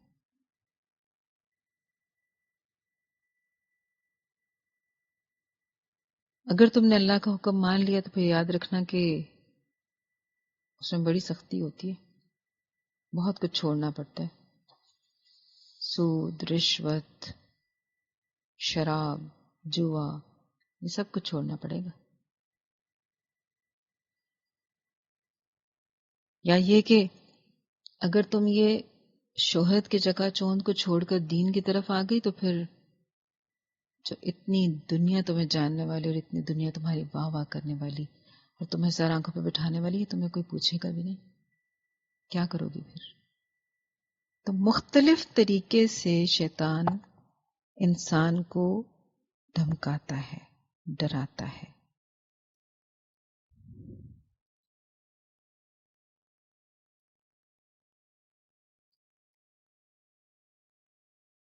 اور یہ جو مسلم ممالک کو بھی خوف ہے نا، جیسے ان کو تھا ہے مکہ کو، مسلم ممالک کو بھی یہی خوف ہے کہ اگر ہم نے اسلامی قوانین کو مان لیا تو امریکہ ناراض ہو جائے گا، یعنی ہماری امداد بند ہو جائے گی، ہماری معیشت کا نقصان ہوگا، ہم مجبور ہیں کیا کریں. تو یاد رکھیں کہ یہ جملہ شیطان کے ہتھیاروں میں سے ایک ہتھیار ہے، اور اس کا علاج، اس کا تریاق قرآن اور اسلامی تاریخ ہے.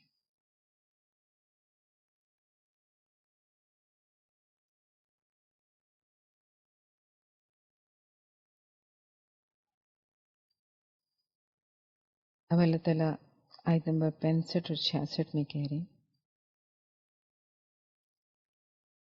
کہ اللہ پوچھے گا ہم سے، انسانوں سے، کہ ہم نے رسول اللہ کو کیا جواب دیا تھا ان کی دعوت پر.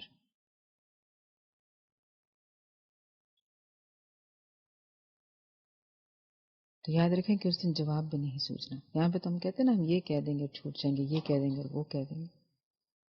تو یاد رکھیں کہ جتنا مرضی پکا کر لیں آپ اس جواب کو، قیامت والے دن زبان سے وہی نکلے گا جو ساری عمر کے لیے آپ اپنے ذہن و جسم کی، ذہن و دل کی تربیت کرتے رہیں.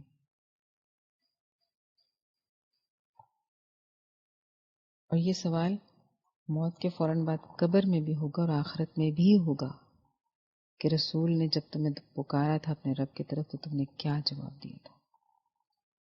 یہ وہ دنیا کے امتحانی پرچوں والا سوال نہیں ہے کہ رٹا لگا لیا اور بعد میں پھر اس کا جواب وہاں پہ لکھ دیا. یہ اس کا اصل جواب اسی کی زبان سے نکلے گا، یا انسان کی زبان سے وہی جواب نکلے گا جس کی وہ ساری زندگی عملی تصویر بنا رہا. رٹے لگا لینے سے کچھ حاصل نہیں ہوگا.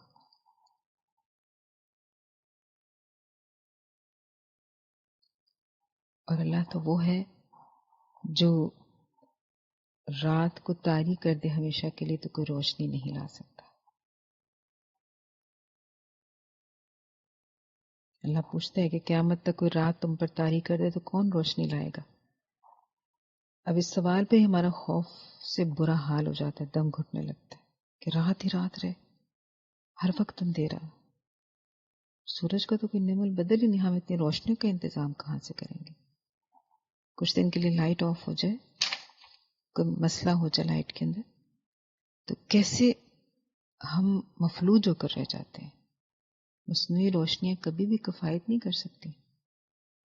یاد رکھیں سورج کی روشنی کا کوئی نعم البدل نہیں.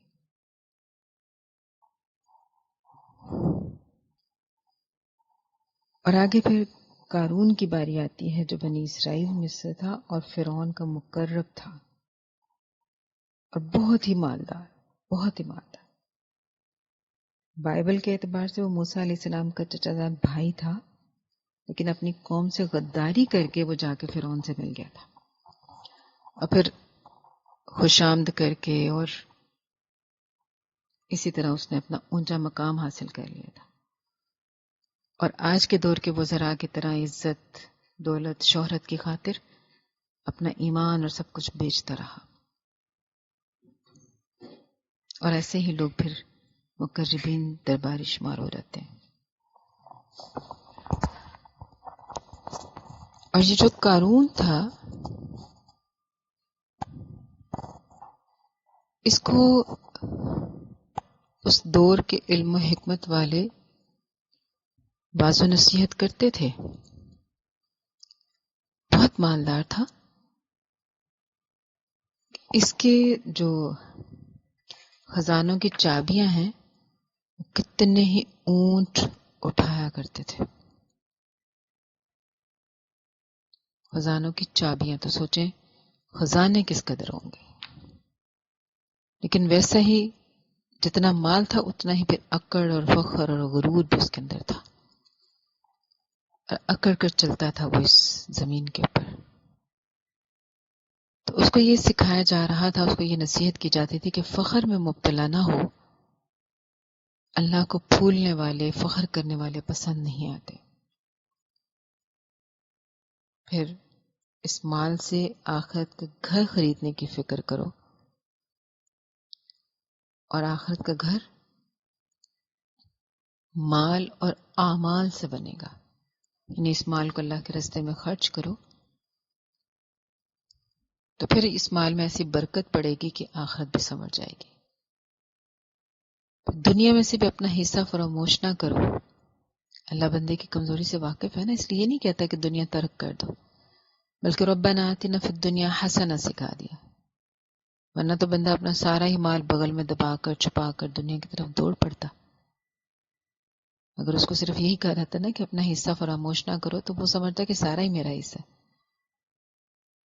تو اس کو حسنہ سکھایا گیا. اللہ نے دنیا مومن سے چھینی نہیں، لیکن اس کو یہ احساس دلا دے کہ تمہاری ترجیحات میں شامل نہ ہو. پھر یہ کہ احسان کرو جس طرح اللہ نے تمہارے ساتھ احسان کیا، کہ اللہ کے احسان کے بغیر تمہارا کوئی کمال نہیں. اور وہ سمجھتا تھا نا کہ یہ میرا کمال ہے. اور زمین میں فساد برپا نہ کرو. اور مال کی زیادتی کے فساد بے شمار ہیں، جیسے شراب، عورت، کرسی، اسراف، آپے سے باہر ہو کر کمزوروں پر ظلم و زیادتی. اسی لیے تو حضرت سلیمان علیہ السلام نے خصوصی طور پہ دعا مانگی تھی، اور ہمیں بھی سکھائی کہ ربی اوزعنی ان اشکر نعمتک التی انعمت علی، کہ اللہ مجھے قابو میں رکھ، نعمتیں ملنے پر میں اپنے آپے سے باہر نہ ہو جاؤں، فساد نہ پھیلانے لگوں. وہی قارون کو یہ گمنڈ تھا، یہ فخر تھا کہ یہ سب کچھ مجھے میرے علم کی وجہ سے دیا گیا.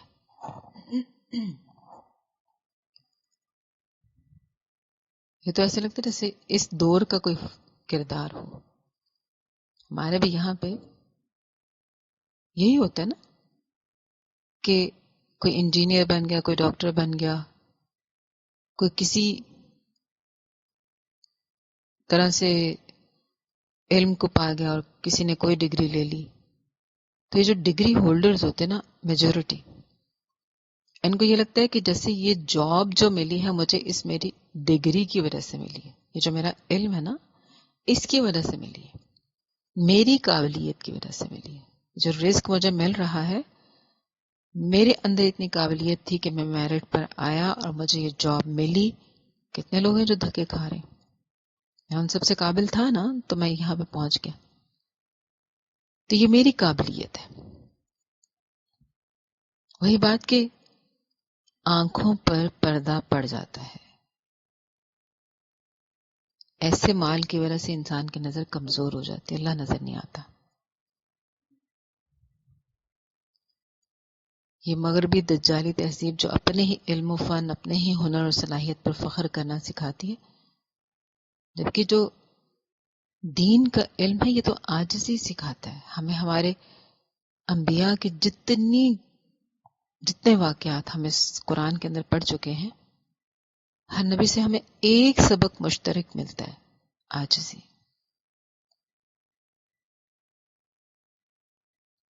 تو یہ دین ہمیں عاجزی سکھاتا ہے، جس کا پہلا سبق ہے الحمدللہ، شکر سے آتی ہے عاجزی.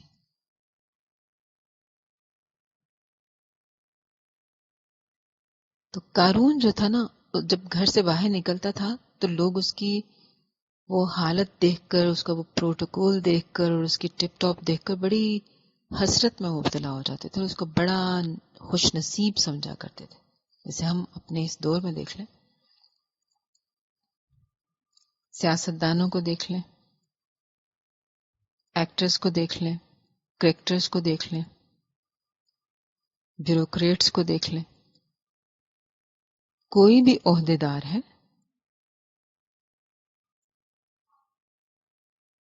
اکثریت ان کی ایسی ہوتی ہے کہ وہ جو کہ ظاہری سامان دنیا سے لیس ہوتے ہیں، گاڑیاں اور لباس اور زیورات اور کیا کہیں گے سیکیورٹی اور جائیدادیں اور یہ سب کچھ، تو انہیں پہ تو رشک کیا جاتا ہے ایک عام انسان کی طرف سے. لیکن کہانی کا اگلا حصہ بھی باقی ہے. انجام دیکھ کر ہر انسان کی آنکھیں کھل جاتی ہیں.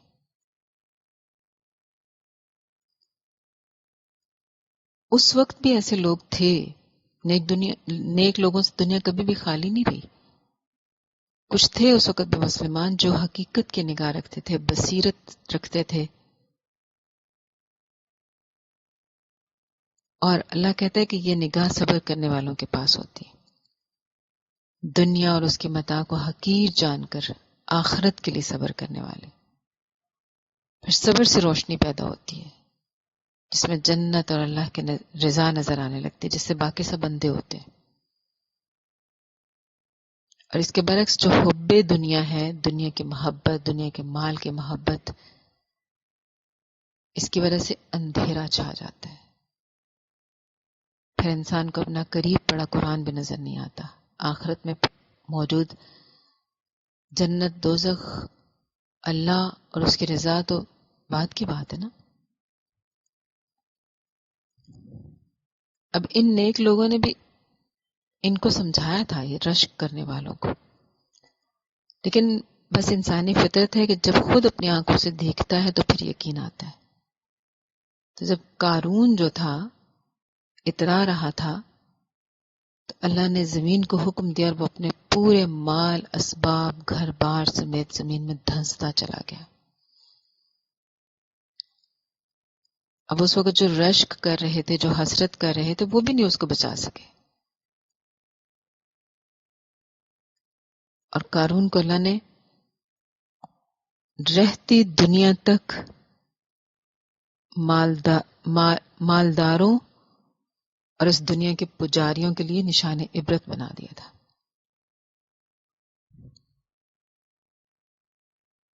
اور وہ اپنا اصول بتا دیا کہ کافر کبھی بھی فلاح نہیں پا سکتا. یہ ہم نے پچھلی صورتوں میں پڑھا.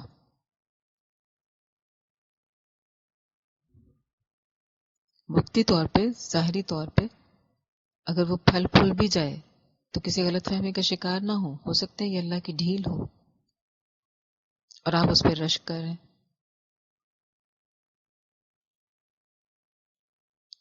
تو اس وقت وہ جو رشک کرنے والے تھے وہ فوراً ہی اس کے انجام کو دیکھ کر ان کی آنکھیں کھل گئی اور فوراً اپنے گول سے پلٹ گئے. تو اب اللہ نے بتایا کہ آخرت کا گھر کس کے لیے ہوتا ہے. دنیا کے گھر بار کو دیکھ کر رشک کرنے والے کبھی پتہ سوچا ہے کہ آخرت کا گھر کس کے لیے ہوتا ہے؟ وہ گھر جو دائمی ہے، ہمیشہ ہے، جس نے کبھی نہیں ٹوٹنا، کبھی نہیں بکھرنا، کبھی اس کو زوال نہیں. تو یاد رکھیں کہ جو زمین میں اپنی بڑائی نہیں چاہتے، وہ جو خود اللہ کے غلام اور اس کے آگے سر جھکانے والے ہیں اور زمین پر اللہ کی بڑائی قائم کرنا چاہتے ہیں. دنیا میں آدھے فساد جو ہے نا وہ بڑا بننے کی چاہت کی وجہ سے ہوتے ہیں کہ میں بڑا ہوں، میں اہم ہوں. چھوٹے بچوں تک کے اندر یہ خواہش ہوتی ہے میں بڑا ہوں اس سے. تو یہ جو بڑا ہونا، دوسرے سب چھوٹے ہیں اور میں بڑا ہوں، یہی چیز بڑھتے بڑھتے انسان کے اندر سے عجز و انکساری کو نکال دیتی ہے. جبکہ اس کے برعکس جو مؤمن ہوتا ہے وہ زمین میں عاجز بن کے ہی رہتا ہے، عاجزی کا نمونہ اس دعا کے ساتھ کہ اللہم اجعل فی عینی صغیرا وفی اعین الناس کبیرا. کہ اللہ مجھے میری نگاہ میں چھوٹا ہی رکھنا، میں اپنے آپ کو بڑا نہ سمجھنے لگ جاؤں. حتیٰ کہ وہ اعلیٰ ترین منصب پہ بھی جا کے بیٹھ جاتا ہے، پھر بھی اس کا اصل جو مقصد ہوتا ہے وہ اللہ کی بڑائی کو قائم کرنا ہوتا ہے، یعنی اقامت دین، جس میں بس اللہ ہی اللہ ہے. تو ایسے لوگوں کے لیے آخرت کے گھر ہیں. اللہ پھر ایسے لوگوں کے لیے آخرت میں بادشاہی، شان و شوکت، عیش و عشرت، مزے، ان سب کے دروازے کھولتا ہے. اور دوسری نشانی ان لوگوں کی جن کو آخرت میں گھر ملتا ہے، جو زمین میں فساد نہیں کرنا چاہتے. اسلام سے ہٹ کر زندگی کے جس دائرے میں بھی قدم رکھا جائے گا فساد برپا ہوگا، خواہ وہ انفرادی ہو یا اجتماعی ہو.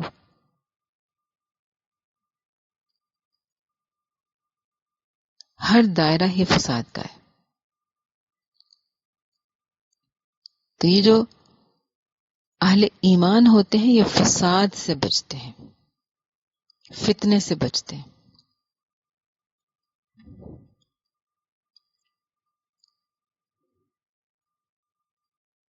اسلام میدان جنگ میں بھی اترتا ہے نا تو خیر کے ساتھ اترتا ہے. آپ نبی صلی اللہ علیہ وسلم کے 23 سالہ دور کو دیکھ لیں، دور نبوت کو. جنگوں میں جانوں کا نقصان 1000 سے بھی کم ہے. کتنے غزوات کیے اس پورے عرصے میں. جبکہ آج 9/11 کے بعد ان تمام سالوں میں بے گناہ مظلوم نہتے شہریوں، عورتوں، بچوں کی ہلاکت لاکھوں سے بڑھ گئی. بحر و بر فساد کے نظر ہو گیا، یعنی کوئی علاقہ محفوظ نہیں رہا.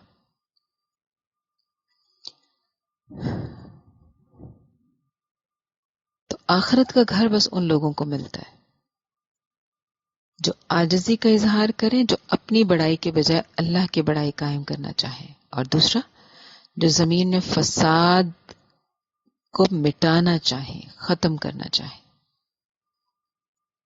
پھر سورہ عنکبوت شروع ہوتی ہے.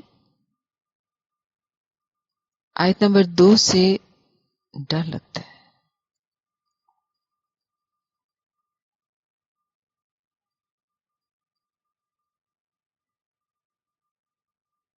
اللہ فرماتے ہیں حسب الناس ان یترکوا ان یقولوا آمنا وهم لا یفتنون. کیا لوگوں نے سمجھ لیا کہ وہ چھوڑ دیے جائیں گے یہ کہنے پر کہ وہ ایمان لائے بس، اور ان کو آزمایا نہیں جائے گا؟ ایسا نہیں ہے. یہ تو ہے ہی آزمائش کا، یہ تو ہے ہی امتحان کا. ہم بہت بار بتا چکے. اب دیکھیں کسی بچے نے کسی تعلیمی ادارے میں داخل ہونا ہے تو ہم وہاں پہ یہ شرط ساتھ نہیں لگا سکتے کہ ہاں ہم اس کو پڑھائیں گے ضرور، آپ بس اس کے پیپر نہ لیجیے گا. ایسا تو ممکن نہیں ہوتا.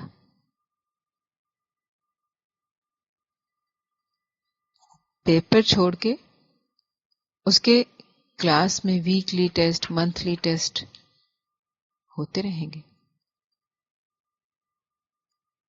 تو امتحان سے بچے بغیر، امتحان سے گزرے بغیر وہ کبھی بھی اگلی کلاس میں نہیں جا سکے گی. تو کامیابی کے لیے امتحان ضروری ہے. ہاں یہ ہے کہ ہم اللہ سے دعائیں کرتے رہیں کہ اللہ ہمیں اس امتحان میں سرخرو کرنا. امتحان سے گزرنا ہی گزرنا ہے، چاہے کچھ ہو جائے منزل تک پہنچنے کے لیے. لیکن بس یہ دعا کی جا سکتی ہے اللہ آسان سوال کر لینا ہمارے سے اس امتحان میں. ہمیں خود سے مانگنا سکھا، اور اللہ نے سکھایا. اور وہ کیا کہ ایسے بوجھ ہم پر نہ ڈال جیسے تو نے ہم سے پچھلوں پر ڈالے، اور ایسے بوجھ بھی نہ ڈال جس کو اٹھانے کی ہم طاقت نہ رکھتے ہو. یعنی اللہ ہم پہ ایسے امتحان نہ لانا. ہمیں ایسے سوالات سے نہ گزارنا جن کے ہمیں سمجھ ہی نہ ہو، جن کا ہمیں پتہ ہی نہ ہو، جو ہم جانتے ہی نہ ہو.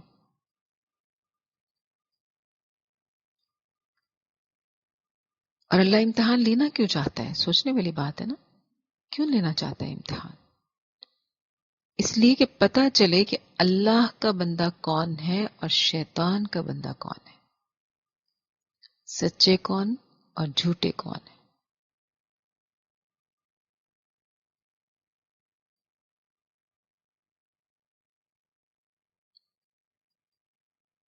اور اگر ہم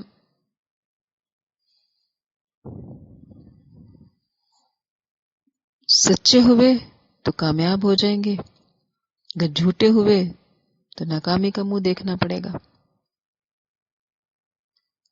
اب یہ سچ جھوٹ جو ہے صرف یہ بولنے کی بات نہیں ہے. یاد رکھیں، جس نے اللہ کے کسی حکم کو مانا، اس کو عملاً کر کے دکھایا، تو گویا اس نے سچ بولا اللہ کے اس حکم کے بارے میں. اس کو عملاً کر کے دکھا کے گویا اس چیز کو ثابت کیا کہ اللہ کا یہ حکم، اللہ کے اس حکم کو ماننے میں سچا ہوں. اور اگر وہ رزق کی فراوانی کے لیے حرام و حلال کو بھول جائے، فیشن آتا دیکھ کر اللہ کے احکام پردے والے وہ بھول جائے، اندھا دھند اس کے پیچھے لپک پڑے، اور مسلمان ہونے کا دعویٰ کرنے کے باوجود رسوم و رواج، باپ دادا کی ہندوانہ رسمیں، ان کو چھوڑنے کا تصور بھی نہ کر سکتا ہو، اور نام تو بیٹوں کے رکھ لیے سپہ سالاروں جیسے، بہادروں جیسے، لیکن جہاد میں بھیجتے وقت جان پہ بن جائے، اس کو دہشت گردی کا نام دینے لگ جاؤ. تو یاد رکھو، یہ ہے تمہارا جھوٹ بولنا، کہ تم کہتے ہی ہو کہ میں مسلمان ہوں، لیکن اللہ کے حکموں کو قبول کر کے اپنے آپ کو سچا ثابت نہیں کرتے. بس اللہ یہی یاد دلا رہا ہے. یہی والے سچ جھوٹ کا فیصلہ ہونا ہے. اسی تمہارے دعوی اسلام کی پرکھ ہونی ہے.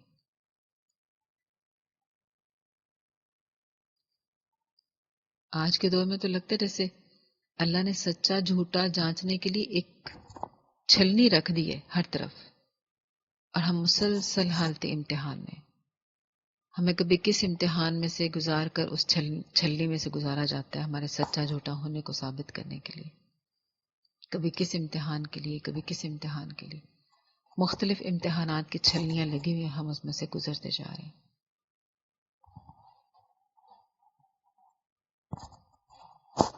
اور یہاں پہ اگر ہم یہ کہیں کہ یہ سب کچھ ہم اللہ کے لیے کر رہے ہیں، نہیں، یہ ہم اپنے لیے کر رہے ہیں. اللہ کہتے کہ ہماری محنت اور جدوجہد کا بدلہ جو ہے، فائدہ جو ہے، وہ ہمیں ہی ملنا ہے.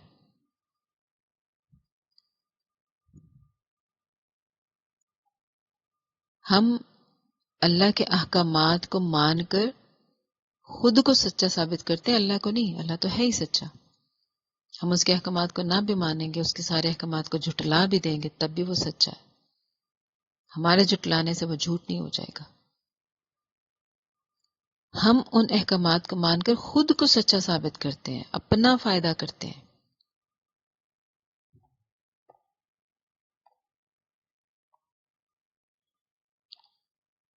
اور یہ سارا کچھ کرنے سے ہمارا فائدہ ہے. کر لیں گے تو فائدہ ہوگا، جنت مل جائے گی. نہ کریں گے تو پھر اللہ کی ناراضگی بھی ہے. اور اللہ تو غنی عن العالمین ہے، اس کو پرواہ نہیں ساری کائنات بھی مل کر اللہ کی نافرمانی کرنے لگ جائے، ایک ذرہ برابر بھی اس کی شان میں کمی نہیں آئے گی. اور ساری دنیا مل کر اس کے فرما برداری کر لے، ایک ذرہ برابر بھی وہ اس کی شان کو، وہ یہ گمان کریں کہ ہم اس کی شان کو بڑھا رہے ہیں، تو ایسا نہیں ہے. اور اپنی ذات کی معرفت کے بعد اللہ نے والدین کی اطاعت کے بارے میں بتایا کہ وہ فرض ہے. ان کی فرما برداری، ان کے ساتھ حسن سلوک، اس کا حکم اللہ نے دیا ہے. بعض اوقات ایسا ہوتا ہے کہ والدین جو ہیں وہ اللہ کے یعنی دین کے احکامات کو یا قرآن کے احکامات کو وہ درست نہیں سمجھ رہے ہوتے، یا اولاد کو مجبور کرتے ہیں کہ وہ یہ بات نہ مانیں یا وہ اس حکم پہ عمل نہ کریں، جیسے داڑھی نہ رکھیں، جیسے پردہ نہ کریں، جیسے حرام حلال کی کوئی تمیز نہیں، جیسے گانے سننے میں کوئی قباحت نہیں. تو یہ ساری باتوں میں وہ اپنی اولاد کو فری ہینڈ دے دیں اور یہ کہیں کہ جو تمہارا دل چاہتا ہے کرو، ہماری طرف سے کوئی پابندی نہیں. یا یہ کہ ان کے کرنے کو ناپسند کرنا، وہ جو کچھ اچھائی کر رہے ہیں اس کو ناپسند کرنا اور ان کو مجبور کرنا کیسے نہ کرو. تو پھر وہاں پہ اللہ نے کوئی حکم نہیں دیا والدین کی اطاعت کا. وہاں پہ محض حسن سلوک ہے، لیکن ان کا کہنا نہیں ماننا، ان کی اطاعت نہیں کرنی.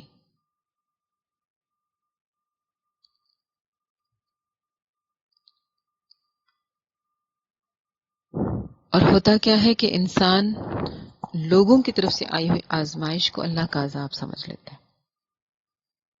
بہت دفعہ ہم انسانوں کی طرف سے آزمائے جاتے ہیں نا، ان کی باتیں سننی پڑتی ہیں، مذاق سہنے پڑتے ہیں، طنز طانے، بعض کا جسمانی آزمائشیں بھی، جسمانی تکلیف بھی، جیسے قید میں ڈال دیا جاتا ہے یا کھولتے ہوئے پانی میں یا زنجیروں میں جکڑا جاتا ہے یا جانوروں کی طرح سلوک کیا جاتا ہے، کنٹینروں میں بند کیا جاتا ہے، گرم تپتی دھوپ میں چھوڑ دیا جاتا ہے. اور انسان ان آزمائشوں سے گھبرا کر اس کو اللہ کا عذاب سمجھ کر ان انسانوں کی بات مان لیتا اور ایمان کو چھوڑ دیتا ہے، حالانکہ اللہ کے عذاب اس سے کہیں سخت ہے. اگر کوئی دنیا کی ان آزمائشوں کو سہ لے تو اللہ کے آخرت کے عذابوں سے بچ سکتا ہے. اور یہ فیصلہ اللہ نے کئی بار ہمارے ہاتھ میں دیا کہ تم چاہو تو دنیا کی صعوبتیں برداشت کر لو اور آخرت کی راحتیں لے لو، اور چاہو تو راحتیں دنیا میں کما لو عارضی طور پر اور بعد میں دائمی صعوبتوں کے مالک بن جاؤ، دائمی مصائب کے مستحق بن جاؤ. یہ فیصلہ تمہارے ہاتھ میں. اور ہم ہمیشہ گھاٹے کا سودا کرتے ہیں. انسان ہے کم عقل ظلومن جہولا.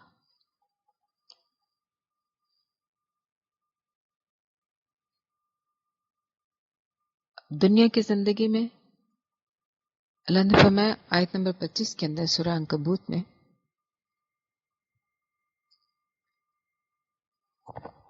وقال انما اتخذتم من دون الله اوثانا مودة بينكم في الحياة الدنيا ثم يوم القيامة يكفر بعضكم ببعض ويلعن بعضكم بعضا ومأواكم النار وما لكم من ناصرين. اللہ فرما رہے ہیں کہ تم دنیا کی زندگی میں اللہ کو چھوڑ کر بتوں کی محبت کو ذریعہ بنا لیتے ہو.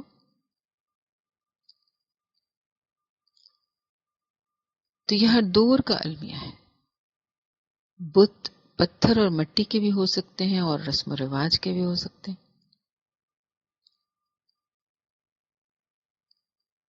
کل کفار پتھر کے بتوں پر باہم یکجا ہو جاتے تھے، آج اللہ کے احکام کو چھوڑ کر رسم و رواج کے بتوں پر اکٹھے ہو جاتے ہیں.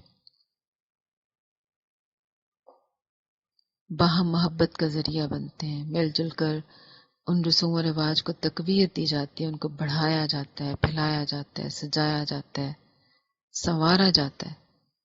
گن گن کر دیکھ لیجیے شادی بیاہ پر ان ان گنت رسموں کے بت، ایک کو بھی توڑا نہیں جا سکتا. موت پر کتنی رسموں کے بت، یعنی سوئم ہے، 40واں ہے، یہ سارے بت ہیں. بت صرف وہ نہیں ہوتے جو ہم مجسمے بنا کر کھڑے کر لیتے ہیں اور اس کے آگے جھکتے ہیں. بت ہمارا نفس بھی ہمارے لیے ایک بت بن جاتا ہے، معبود بن جاتا ہے، معبود باطل بن جاتا ہے. اور کبھی اس معاشرے کے وہ رسوم و رواج، وہ روایات ہمارے لیے بت بن جاتی ہیں جو اسلام میں جن کی کوئی گنجائش نہیں تھی. آپ برتھ ڈے کو دیکھ لیجئے، اس کی نوعیت کے بے شمار نئے بت امپورٹ کیے جا چکے ہیں، امپورٹڈ بت. یہ بھی وہاں محبتوں کو بڑھاتے ہیں، ان پر یکجا ہوتے ہیں. یعنی ایسے رسوم و رواج کو ہم نے اپنا لیا ہے غیر مسلموں کے ایسے ایسے تہوار اپنا لیے ہیں ہم نے، اور ان کے بت بنا کر ہم پوجتے رہتے ہیں، ان رسوم و رواج کو منا کر گویا ہم ان بتوں کو پوجتے ہیں، اور نام ان کو کبھی برتھ ڈے کا دے لیا، کبھی ہولی کا دے لیا، کبھی ویلنٹائن کا دے لیا، کبھی فلاں ڈے، کبھی فلاں ڈے، کبھی فلاں ڈے۔ تو ہم ان تمام امپورٹڈ بتوں کو اپنی محبتوں کو بڑھانے کا باعث سمجھتے ہیں۔ یعنی ہم نے اسلامی تہواروں کو چھوڑ کر، اسلامی رسموں کو چھوڑ کر، اسلامی اخلاقیات کو چھوڑ کر ہم نے غیر اسلامی تمام چیزوں کو اختیار کیا اپنی محبتوں کو بڑھانے کے لیے۔ اور یہ جو ہوتی ہے نا محبت، جس قوم سے ہوتی ہے انسان اسی کے ساتھ ہوتا ہے۔ اب لوط علیہ السلام کی بیوی جو تھی عذاب میں پکڑی گئی تھی، کیوں؟ اپنے نبی شوہر کا ساتھ دینے کے بجائے انہوں نے اپنی ہمدردیاں، اپنی دلچسپیاں، اپنے پسندیدگی اور محبت کس کے ساتھ رکھی ہوئی تھی؟ اپنی برادری، اپنے رشتہ داروں کے ساتھ۔ تو پھر انجام بھی وہی ہوا جو ان کا تھا۔ یہ اصول نبی صلی اللہ علیہ وسلم نے فرما دیا تھا کہ المرء مع من احب، آدمی اسی کے ساتھ ہے جس سے اس نے محبت کی۔ تو پھر ہم جس سے محبت رکھیں گے، جس سے محبت کو بڑھانے کے لیے ہم سامان کریں گے، ہم جس کی چاہت میں ان کے عملوں کو اپنائیں گے، تو یاد رکھیں کہ انجام اسی کے ساتھ ہوگا۔ بظاہر ہم زبان سے کلمہ پڑھتے رہیں، بظاہر ہم اپنا نام مسلمانہ والا رکھیں، بظاہر ہمارے ڈاکومنٹس میں ہمارا مذہب اسلام ہی ظاہر ہو رہا ہو، لیکن اللہ کو سب پتہ ہے۔ اس لیے عملاً اس طرح کرنا اور زبان سے الحقنی بالصالحین کہنا وتوفنا مع الابرار کہنا، یہ دعائیں کوئی فائدہ نہیں دیتی۔ دل کی چاہتے ہوں، اداکاروں کے ساتھ، ماڈلز کے ساتھ، آنکھوں میں پیاس ہو امریکہ اور یورپ کی دید کی، اور زبان پہ دعائیں ہوں قرآن کی، کیسی ناانصافی ہے۔ اللہ ہمیں ہدایت دے دے۔ اور پھر اللہ شرک کی مثال مکڑی کے گھر سے دیتا ہے، بیت العنکبوت، اسپائڈر۔ یہ جو اسپائڈر مین کا اتنا ہوا ہمارے بچوں پہ سوار کیا گیا ہے، اس کو بڑا ایک سپر ہیرو بنا کر ہمارے سامنے پیش کیا گیا ہے،